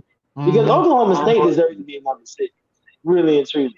But they ain't gonna try to slide Notre Dame into that 4th spot. Some way, somehow, they're gonna disrespect Cincy. Cincy can go, and it's funny because Cincy was the team that beat Notre Dame. So I mean, it's gonna be a dumb. And Georgia, and they're gonna keep. I just think if Alabama drops, then you're gonna get Notre Dame in there, especially if Georgia beats Alabama. It's gonna be real. Alabama's gonna play in the Outback Bowl this year. Let's put it like that. I fully expect one of those games where they call a bunch of bull crap. Like they're going to come out early calling bull crap against Georgia because what they have to do is make sure this game is close. This game can't be a blowout in Georgia's favor. So this game, they're going to try to make sure that this is a close game where Alabama still looks good, and it's a lot closer than what a lot of people expect. There's gonna be a whole bunch of DPIs and stuff like that. You can just feel it, like you feel it in the like what they did last year versus Arkansas. Like the Arkansas could have won that game last week, and they just kept getting crazy calls. So, I mean, it's going to be fun. These next 2 weeks are going to be fun. I think Georgia goes 12-0. You get 11-1. Okay. You get December 4th. You get the at the Mercedes Benz. You get the big game, like as always, which is your return back to Mercedes Benz because you didn't go last year. You really should have went last year. Let's be honest, but that whole season last year was ugly. And then you get, you're gonna get a college football playoff. I think everybody knows we're playing January 1st, or December 31st or January 1st. We're playing that day. Like and then most likely those are gonna be. I don't want it to be Cincinnati just because Cincinnati loves to talk crap about what they did versus Georgia last year. I would love it to be Cincinnati at number 4 and Georgia at number 1. But if whoever it is, we done beat Notre Dame, we done beat Cincinnati. You can't put nobody else out there in front of us that you can think is going to be able to beat us. Because everybody says we haven't played a real offense. So, let me get your because you already know my take on this. And I know Kstylz know my take on this. Quarterback position. JC Daniels has to start the SEC championship game. There's no way you could. I'm not even let you finish. I ain't even get you because I know because you already know.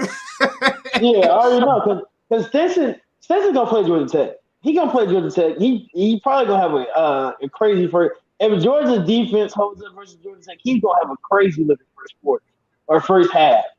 And then you gotta start playing JT. You gotta put JT in because you saw his arm last week. You saw him starting to throw them deep balls. He just didn't have the accuracy. If he gets that accuracy back, Stetson might as well just he had a great senior day. He had a good, got a good first half versus, you had a great season. You're gonna get the back. I forgot what award he's up for, but you're gonna win that award because you had a great season as the backup coming in and basically, getting the role and all that. You're gonna win that award. But SEC championship game, and going into the playoffs. Unless JT tears his oblique again or hurts his oblique again, I don't want to see him out. The only reason I trust Stetson at this point is because he knows the offense. That's the only reason I have trust in him is because he knows the offense. He knows his offense. Let's put it like that because it's a different playbook for both. He knows his offense. He knows he can run option plays and stuff because he's small and fast, and he's like a little weasel and he can run around. He's small. But JT knows he gonna throw that ball. You have a better chance of throwing a deep ball with JT. I think everybody knows that. Like you have because his arm isn't the same. Like Stinson threw one good deep ball this year, and this versus Kentucky. That was the one he threw to Brock Bowers against the sideline. Because if you think about it, he missed the one versus Tennessee. Because Brock Bowers had a touchdown versus Tennessee, and he missed it completely. So J.C. Daniels would have thrown that as a strike, and it would have been a touchdown. So I mean, it's just stuff like that. You realize you just like, nah, you're not. I'm not mad at what he did this year. I'm more aggravated at Kirby because Kirby could have, once he saw JT was healthy, he could have started playing JT again. But I'm not mad. I mean, we're 11-0. You can't complain. Let's be honest. I mean, you won every game you're supposed to win. You can't complain. Next time, what you got? I'll take.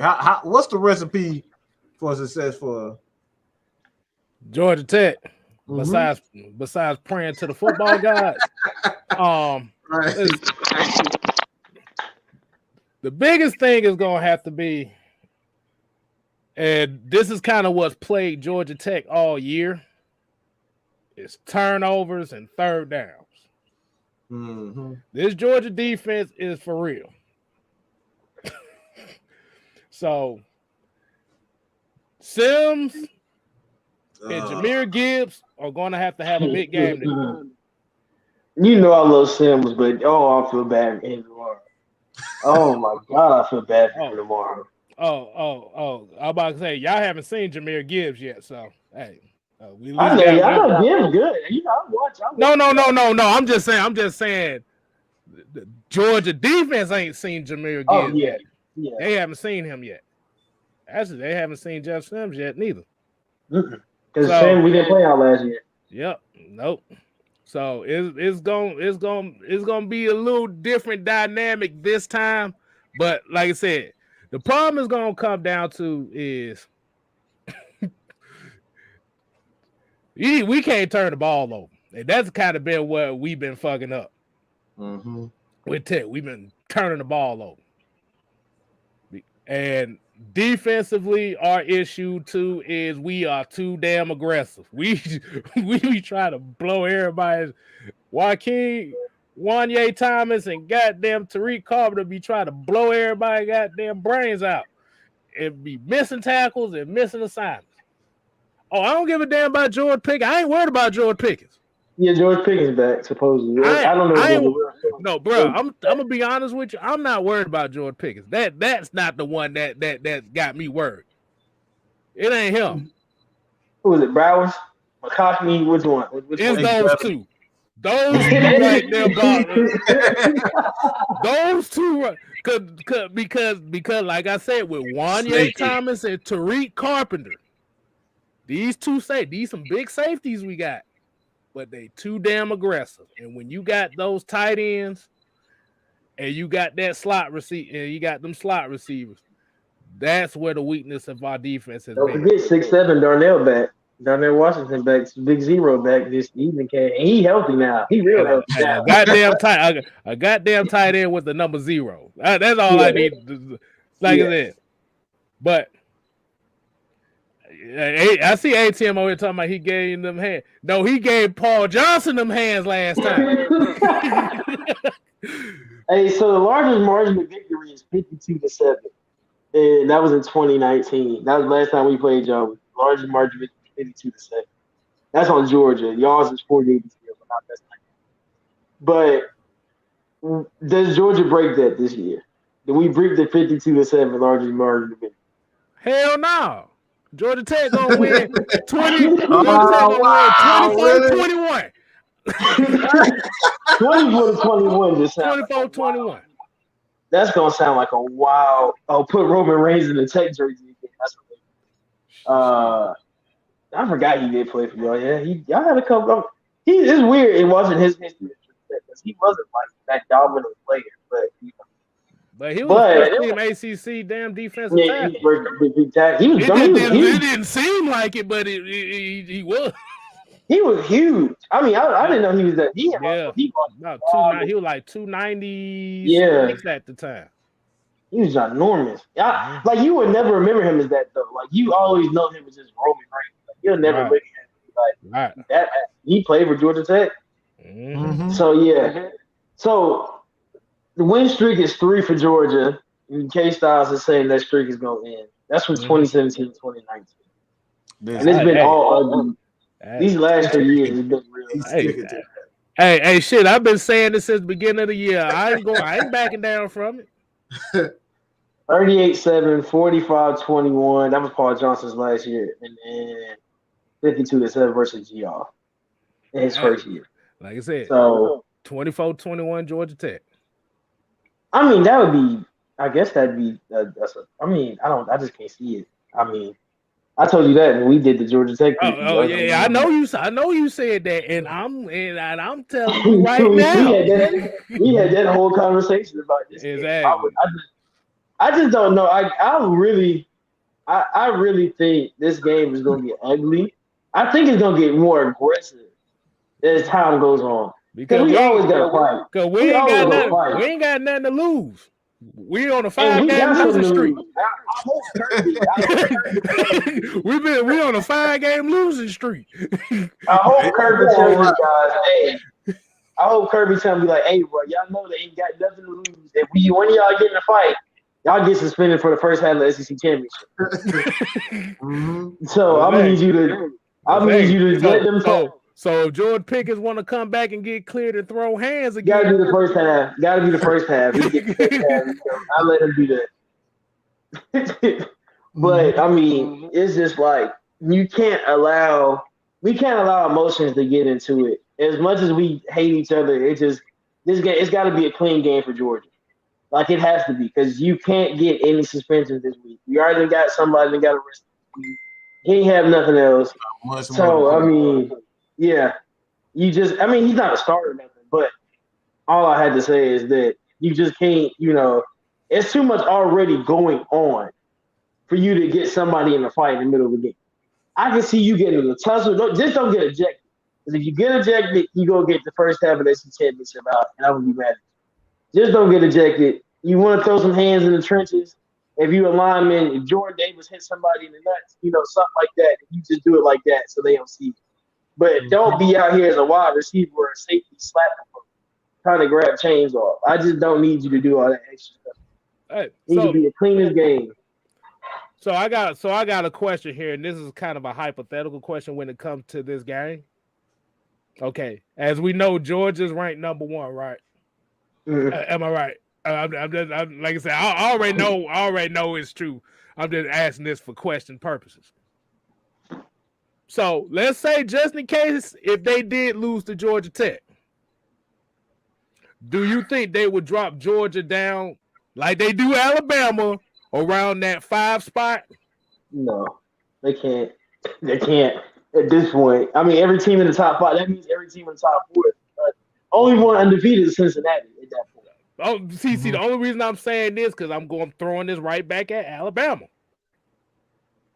Now, let's say if that was Alabama in that case in Georgia Tech. Now, if Alabama would have lost that game, they'd have dropped them down to number 5. Yeah. Do you think they would do that with Georgia?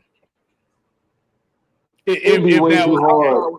Yeah, I don't think. Yeah, they played too well all year for them to do that. Like, you got to have a case for them struggling all year to be able. Alabama struggled this year.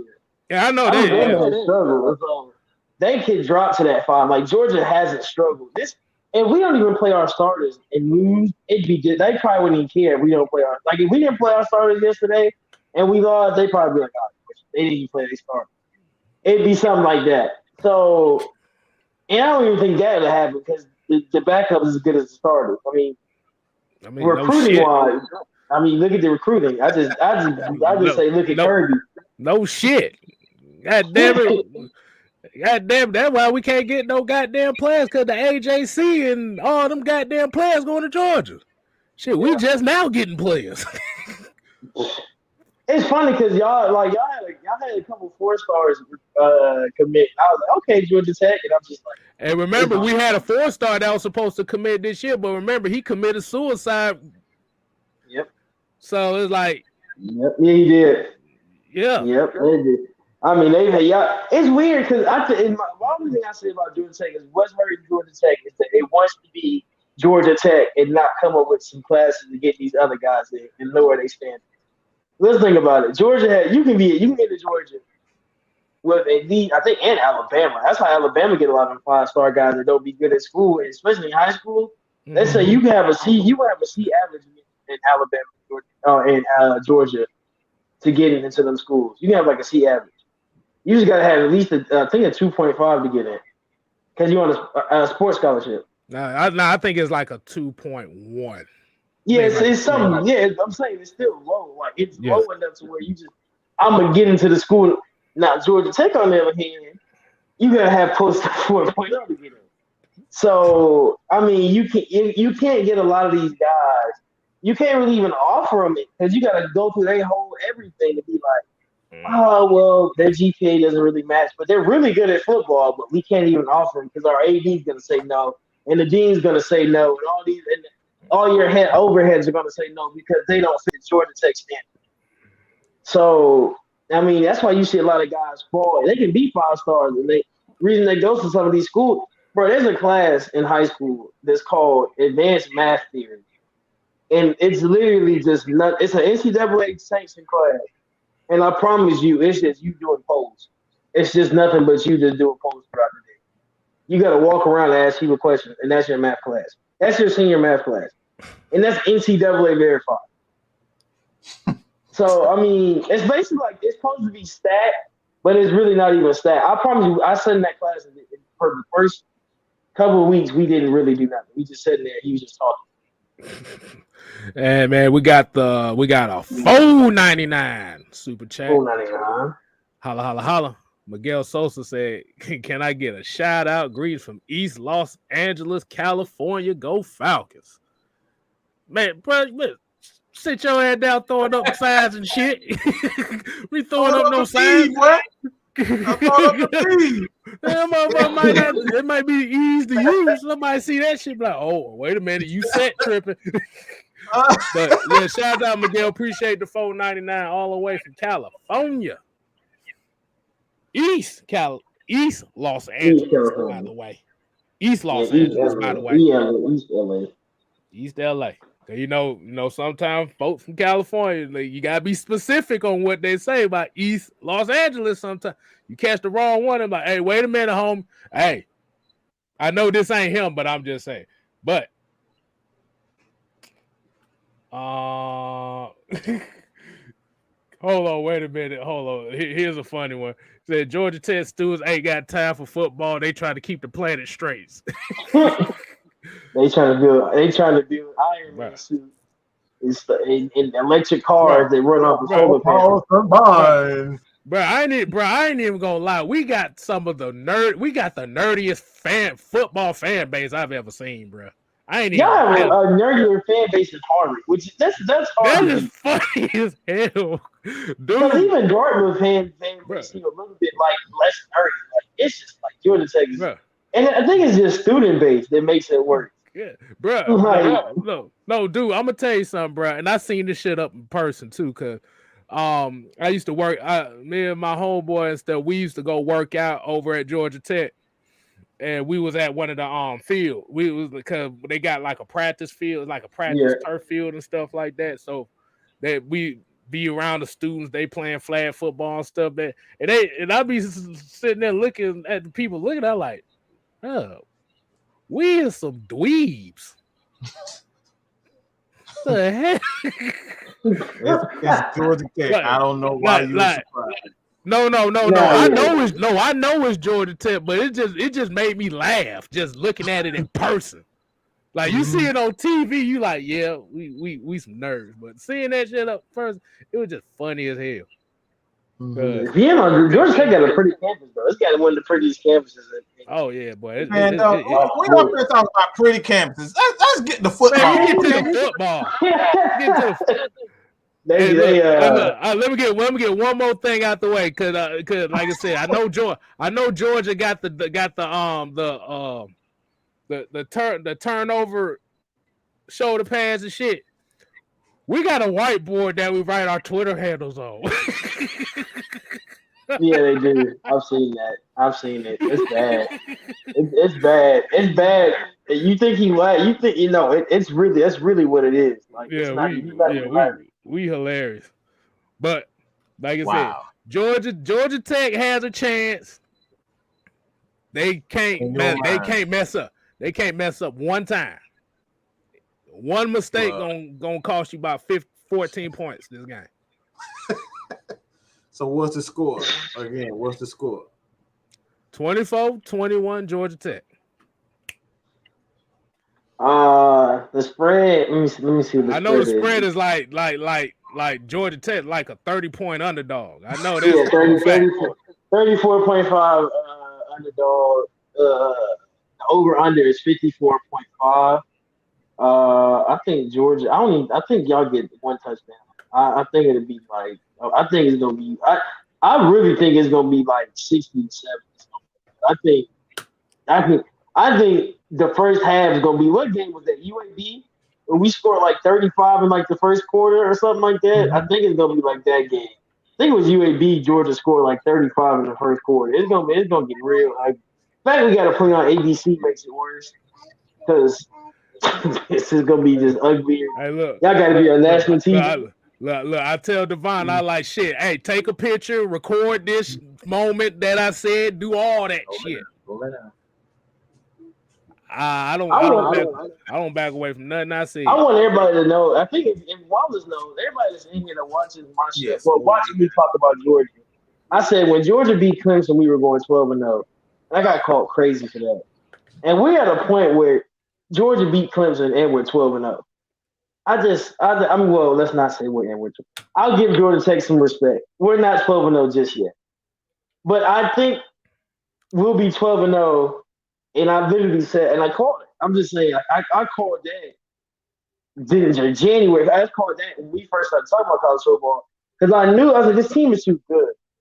Last year was a fluke season. Anytime you got to play in a year in a pandemic football, and you got to really think about it, like Georgia had to play with a backup quarterback because JT Daniels and, well, let's be honest, Jamie Newman quit on us, and now he's in YouTube documentaries talking about how he lost his money and lost his way, which is really the craziest thing I've ever seen ever.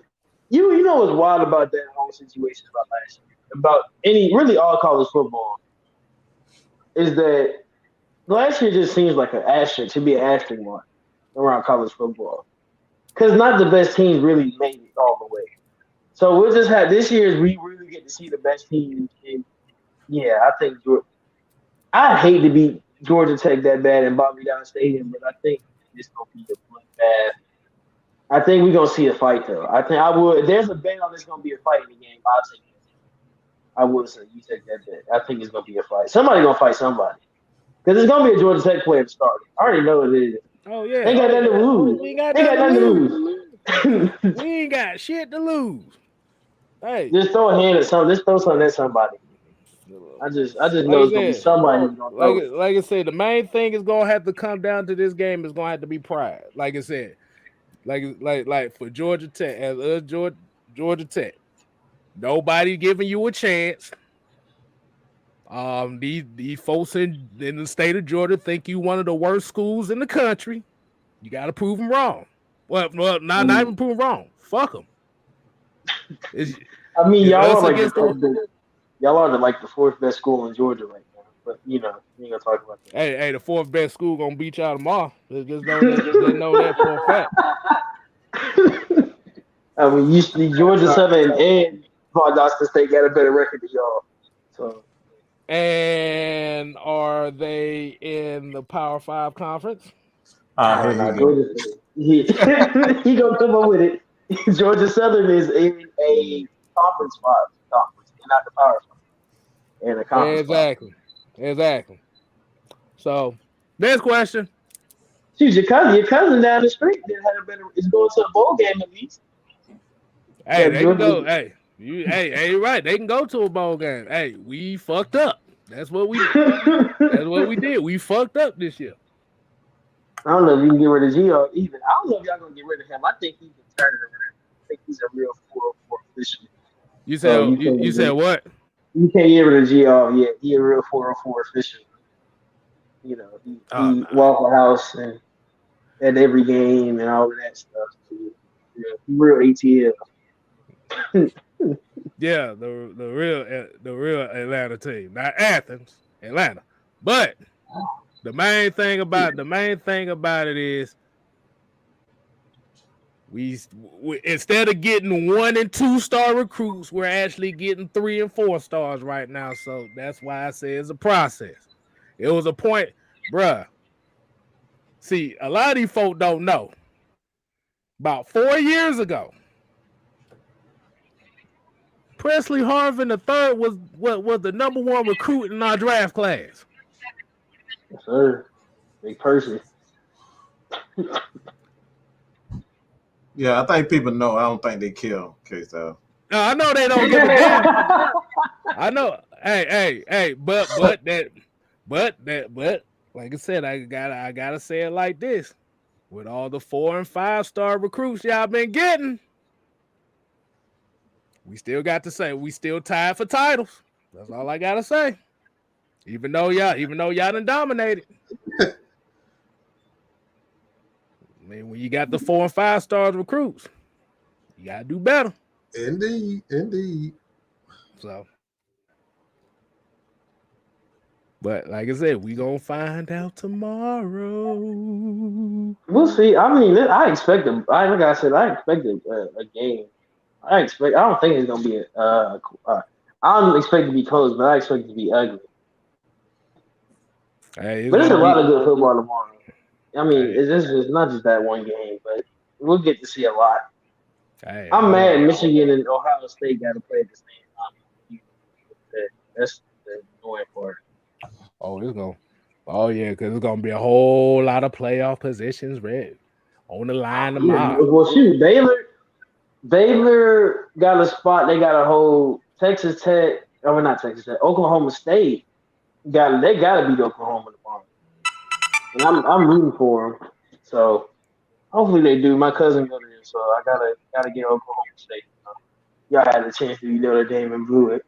Oh man! That game was ugly, bro. I don't even know what to say about that. I didn't watch that game. I just looked at the score and was like, that was just terrible, boy. It nothing went right. Like I said, we've been on a 5-game losing streak. I was about to say ever since that North Carolina game, pretty much lost every other game after that. Yeah, after UNC, I don't think y'all won. See, but the problem was you get to a slow start, then you start catching fire at the wrong time, and now you can't catch back up. So y'all caught fire in the beginning. I thought y'all could pull it. But what I was saying, like in the game, like during the game, during the games they'll start slow, but then it's like once when down 38-0, like. Because even with the like if you look at the Virginia Tech games and stuff like that, it was like those games we were down early, but then it's like then we make it close, but it'd be too late because now you, like you said, you ain't got enough time because now you wait to the end of the third and fourth to catch fire in those games. Yeah, now, you just scratching the claw. You just scratching the claw at the end at that point. Right. So Notre Dame was really the main game. We just literally just got our ass whooped in. That's pretty much what it came down to. It's bad they did y'all Notre Dame and then Georgia back to back. I was just cool. We talked about that in the schedule. We talked about it in the schedule. Yeah, that's like I said, I knew that was gonna be a tough stretch. I just did like y'all beat UNC, and I was like, okay, they're gonna have they're gonna go to a bowl game, and then they just like I think what happened was after that North Carolina game, I think they started feeling themselves and just nothing went right after that. I think that's kind of what happened. You know, that's the worst part about it. I mean, I think I want to see everybody in Georgia succeed. I'd rather Georgia Tech be a good team than that, really and truly, because I want to see the competition, but ain't no competition. So. You gonna see the competition tomorrow? I'm just gonna say that. We gonna see kickoff at 12. So y'all kickoff at 12. I'll be ready. I might come on about 11 and come on and do a little 30-minute pregame with y'all. I hope if Kevin Kstylz come on, we get y'all on. We talk about 30 minutes. But I think that's just it's a fun. Tomorrow's the funnest day of college football. Let's put it like that. Tomorrow is the funnest day of college football. Pretty much all the rivalry games. This is rivalry week. God damn it, all the rivalry games coming on. You get, and it's all day. You just get to see. You won't see fights all day. That Auburn Alabama game, I think that game. As much as everybody wants to be the blowout, Auburn ain't home. Y'all know Jordan Hare Stadium is so yeah. That motherfucker gonna fight over. They gonna fight over a damn. At least we fight each other. These motherfuckers, Alabama and Auburn fight over a damn tree. At least we got like the Governor's Cup. Alabama and Auburn have like the Governor's. They didn't have like a cup. Right. We just in Alabama. Like that's just like the only thing about it. Exactly. I only thing we say is, hey man, we got this in the bag, bro. I ain't like I said. I'm the only one that's like look. We got a 0.0099% chance of winning. That's better than 0. It's a 1.8% chance right now. That's 98.2. I'll take that. I'll take that. That means we have a puncher's chance. Yeah. We got a puncher's chance. You might need a Percy Harvin Jr. again, but Hey, shoot, that's fine. Hey, well, I'll tell you. Hey, look, 1.8 is better than 0%. So now you get a 0%, that's heading down Division II territory. Yeah. So. I think South Carolina gonna beat Clemson tomorrow. I know I sound crazy, Clemson, man, but Clemson got exposed all year. Man, no. I'm gonna tell you right now, and I'm gonna be honest with you about Clemson. After I saw that very first game against Georgia, I knew they was gonna struggle all year because that quarterback they got is one of the worst throwers of the football I've ever seen. DJ Ukulele. DJ Ukulele. He don't even deserve me to say his last name. We just gonna call him DJ. Yeah.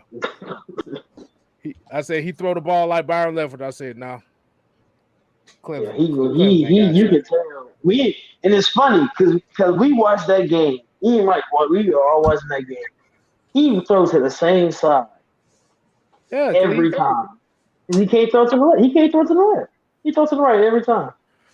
The dude, bro, I swear it take the dude like 7 seconds to throw the damn football. He don't have good awareness. He's just not a good quarterback all around. Let's put it like that. He's just not a good quarterback all around. Right. So I mean, it's gonna take some time.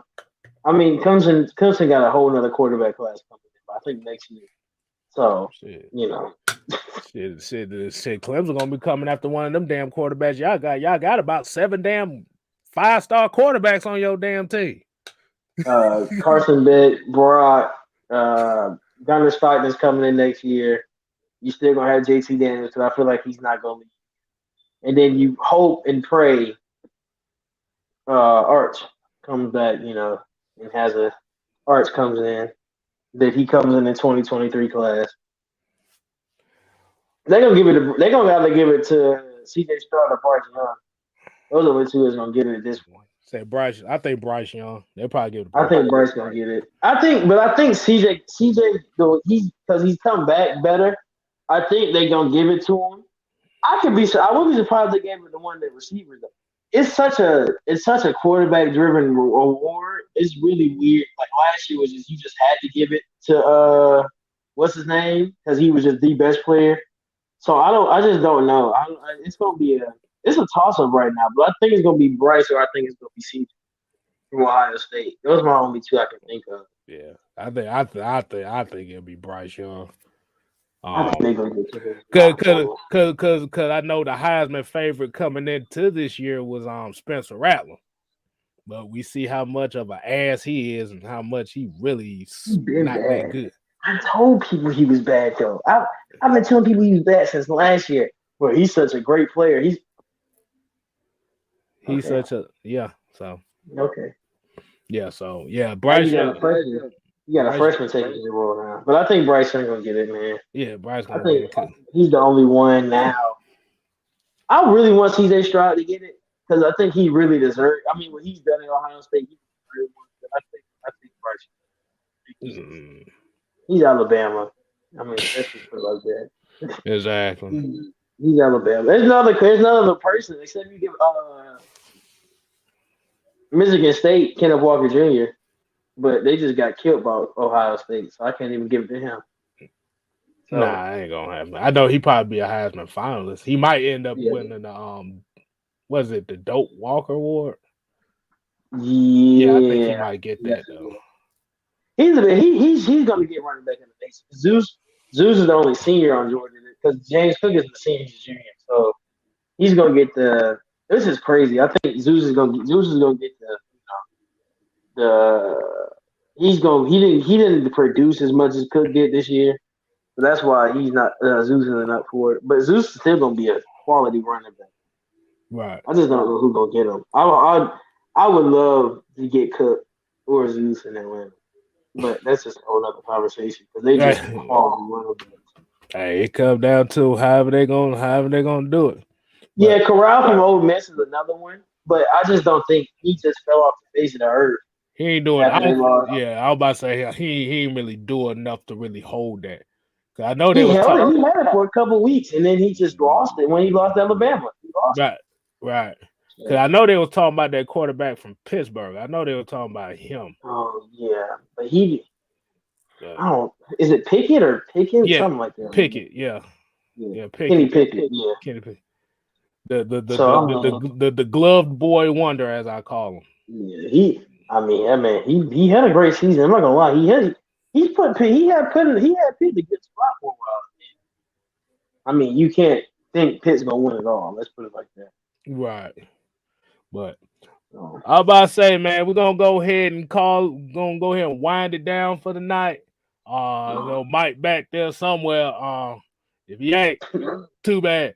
So like I said, man, y'all done got a whole lot tonight. Y'all done got some Hall of Fame talk. Y'all got college football. Y'all got Falcon talk tonight. Hey, man, this is what we do, man. And we got to show appreciation to Tyrone for coming on with us. He had to throw the Georgia, with the Georgia Tech game. You knew he had to come on here and try to intimidate me. It ain't gonna work, but he already know it don't work with me. Had to represent, Had to represent. We represent your color. The beautiful, beautiful white dog. He's gonna be in Bobby Dog too. He's gonna be sitting walking around. I about to say, you better not take a shit around that rambling red car. I'll tell you, boy. If that was me, boy, I kick the shit out that dog. He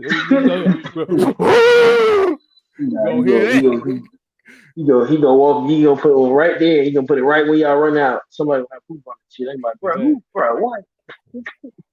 I'm gonna take his dog house, take that air conditioner out that motherfucker. Like, he's the only dog with a damn mansion for a damn dog house. I'm like, ain't this a bitch?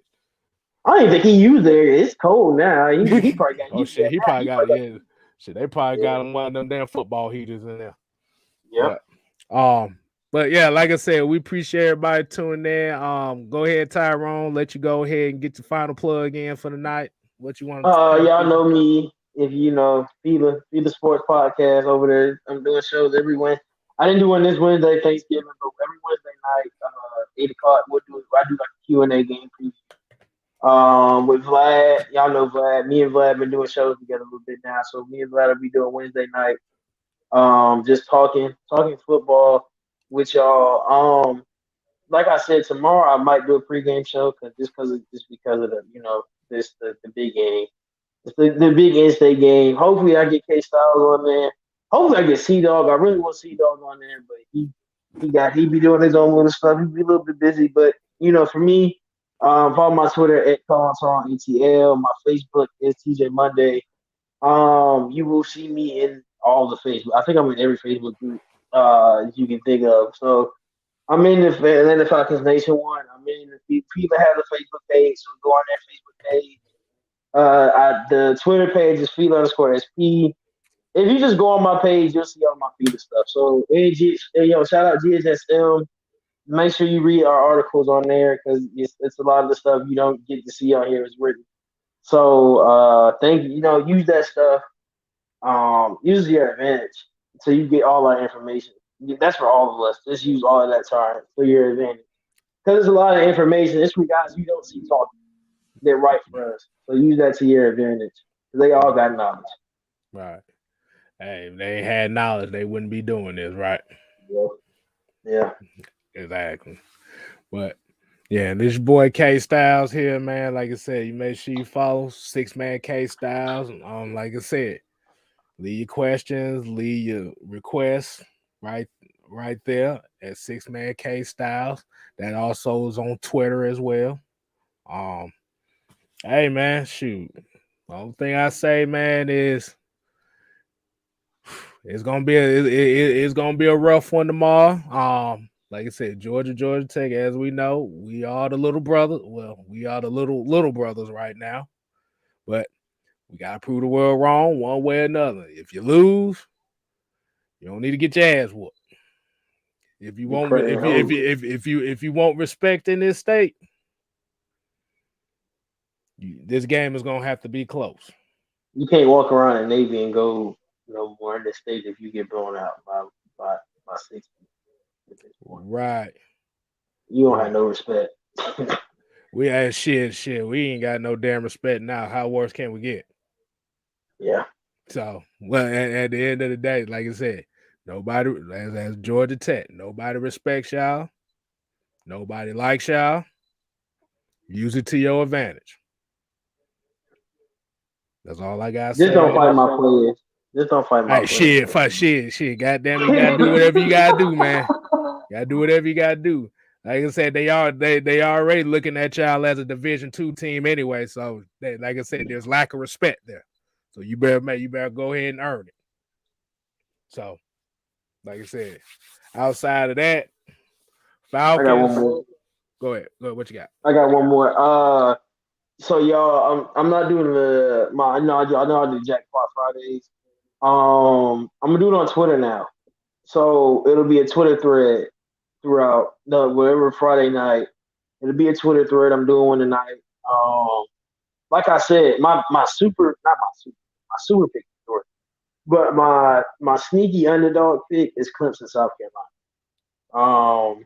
I think Beamer football is gonna get you there, but I think that's so follow my Twitter at Colin Tyrone ATL, and it'll be a thread. It'll be super, whatever picks, whatever. I have 3 games, of course, and I'll have the one extra game. So go over there and look at it. Share it out so people can see it. All right. Definitely. Oh, Mike. You there? Okay. Oh, my bad. No. We're just closing the show out. Like I said, just getting everybody's final thoughts, man. What the hell are you talking about? Mad Mike finna lose. What? You said we're finna lose tonight. I don't somebody know. I don't even know who that is. I know he called you a clown. I guess he called you a clown or some shit. Man, you know what? I usually say this to women, but when they acting like, it's that time for the hunt, but bitch, shut up. That's what I just said. God damn, bro. I'll just leave it like that. Why you say that? Because we had the Matt Ryan topic earlier, and then you bring it up at the end of the show. I just had to do something real fast, and I come back to this. Like seriously? I'm like, damn. That's all. I'm like, damn. I have to guess that. I'm gonna turn that into a short, so y'all can remember that. All right, bitch, shut up. What you say? What you say? When we not talking about Matt Ryan comes up, right? Damn, I mean, yes. We just spent a good hour, 30 minutes talking. Really a good 30 minutes talking college football. Hey, good God. Oh, I'll be right.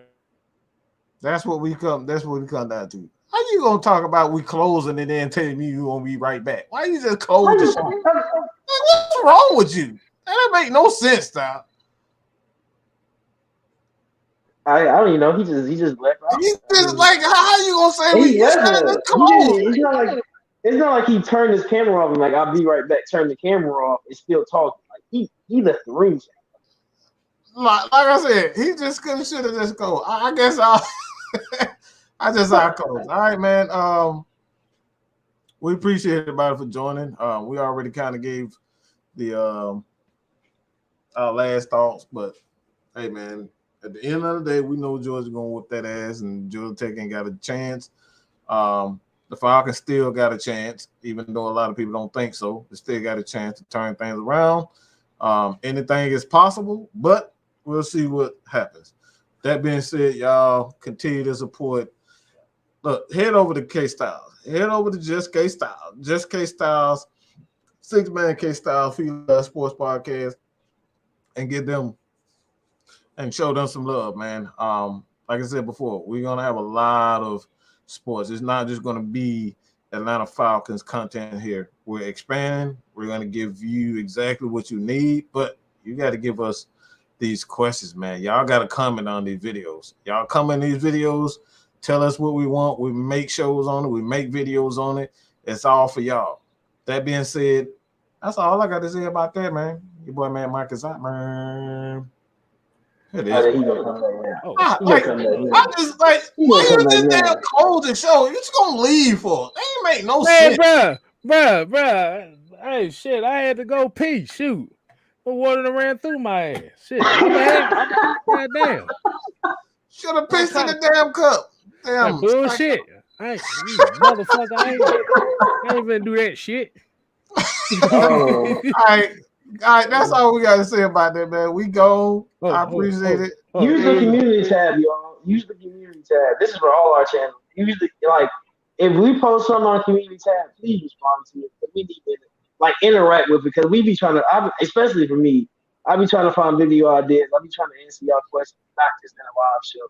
So if you see people in your community tab, you see us with questions and stuff, insert news, use it. Look at Mad Mike and look at Kstylz because we're using that for y'all. That's really what it's for. Is for y'all to interact with us and outside of doing the video. So use them. You ain't gotta like half the stuff. Just comment on it so we know what you like about it. If you like what's said on stuff like that, you don't have to like the post. Just go in the comments, say, hey, can you talk about this and stuff like that.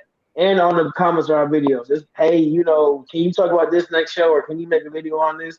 And we'll probably make it. It's not hard. We do this for y'all. So use it. Just use that stuff for us. Right.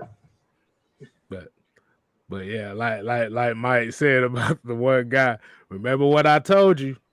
When Matt Ryan is a topic, certain people, the mice come out to play. But if Matt Ryan is nowhere near the topic, we don't never see him. We seen about 4 or 5 of them tonight. Yeah, I ain't seen Mr. Fruitopia in quite some time. So yeah, I guess because nobody talked about Matt Ryan enough. So you know how that goes. They don't give a fuck about nobody's shows unless Matt Ryan is topic. That's the topic. Man. What does that really say? You food Harrison the butt. And like I said, it's about 4 or 5 of them too. Harrison the Bunny too.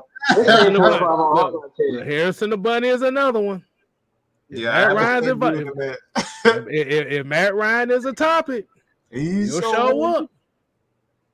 But if Matt Ryan is nowhere near the topic, we pay attention. What do you think the real roll call is? We know y'all. Let's just put it like that. We know y'all. We know who in here for us. So, like I said, AFN. Like I said, y'all continue to support AFN. Like I said, hey, and also Feline Sports. Check out my boy Tyrone down here. Like I said, you can call on Tyrone. Call him. Great pause. Good pause. The pause was perfect. Perfect. Hey, you know, that's how we always do it, man. You know, we always gotta have fun over here. But like I said, continue to support AFN, almost at the 2K side of the game, as well as continue to support Man Kstylz, man. Shoot. Hey. I don't plateau. How close are you to 1,000 now? You getting close, ain't you? Hell nah, I'm only halfway there. Look, y'all got again. If y'all Dog fans, y'all Tech fans, y'all Atlanta United fans, Braves fans, leave us the questions. I guarantee you, we'll make content on it. Y'all, somebody will. I promise you, somebody will. We all talk. Let's put it like I'll put it like this. We all talk. Somebody gonna make a video. Right. We gonna make the video on it. Trust me and believe. Right. Right. Like I said, we just saw the comments about the players that they want us to do. Shoot, we gonna do that. We just gotta go back and remember the. It's getting around that time. It's getting around December. Yep. That's when I typically start doing my drafts. Is around late December. So again, this is a time to put those comments who you want us to look at, and we kind of go from there. All right, like basketball already here. We about to go. Everybody doing it. So you guys, I'm gonna put it like this, y'all. I'm gonna put it from like, look, everybody. Look, we all do draft prospects. We all gonna have different people. You gonna have, like he said, just comment. It's just interact. I put it like that. That's the best way to put it. Interact. You can't sit in here and be quiet and watch. Look, we can. You can. Give us 2,000 views and then don't interact. And the thing is, if you're going to interact, can we please interact outside of Matt Ryan sucks? Because it seems like that's the only interaction we get. We can actually agree with something. If y'all don't agree with Matt Ryan, let's talk about something else. Exactly. We don't have to always talk about that. Exactly. You think I want to talk about Matt Ryan all day? I mean, he's shit. The only reason we talk about Matt Ryan because we know y'all asses finna come and that's it. If you hate him so much, then you don't watch a show that has him in the topic. Just let us know. Hey, look, I bet you, and we have never done. I bet you if we had a Matt Ryan appreciation show, that's gonna be the highest rated show we ever did, and the most downvoted video we've ever did. You already know. You already know that.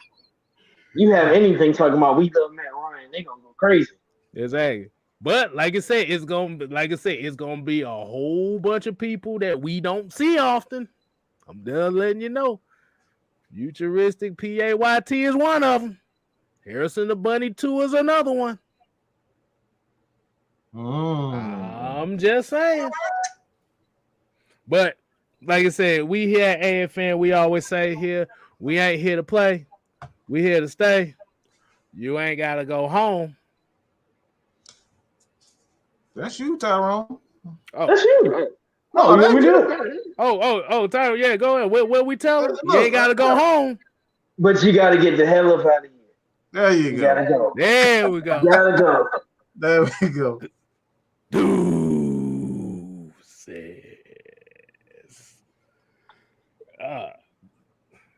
Man, I'm so man.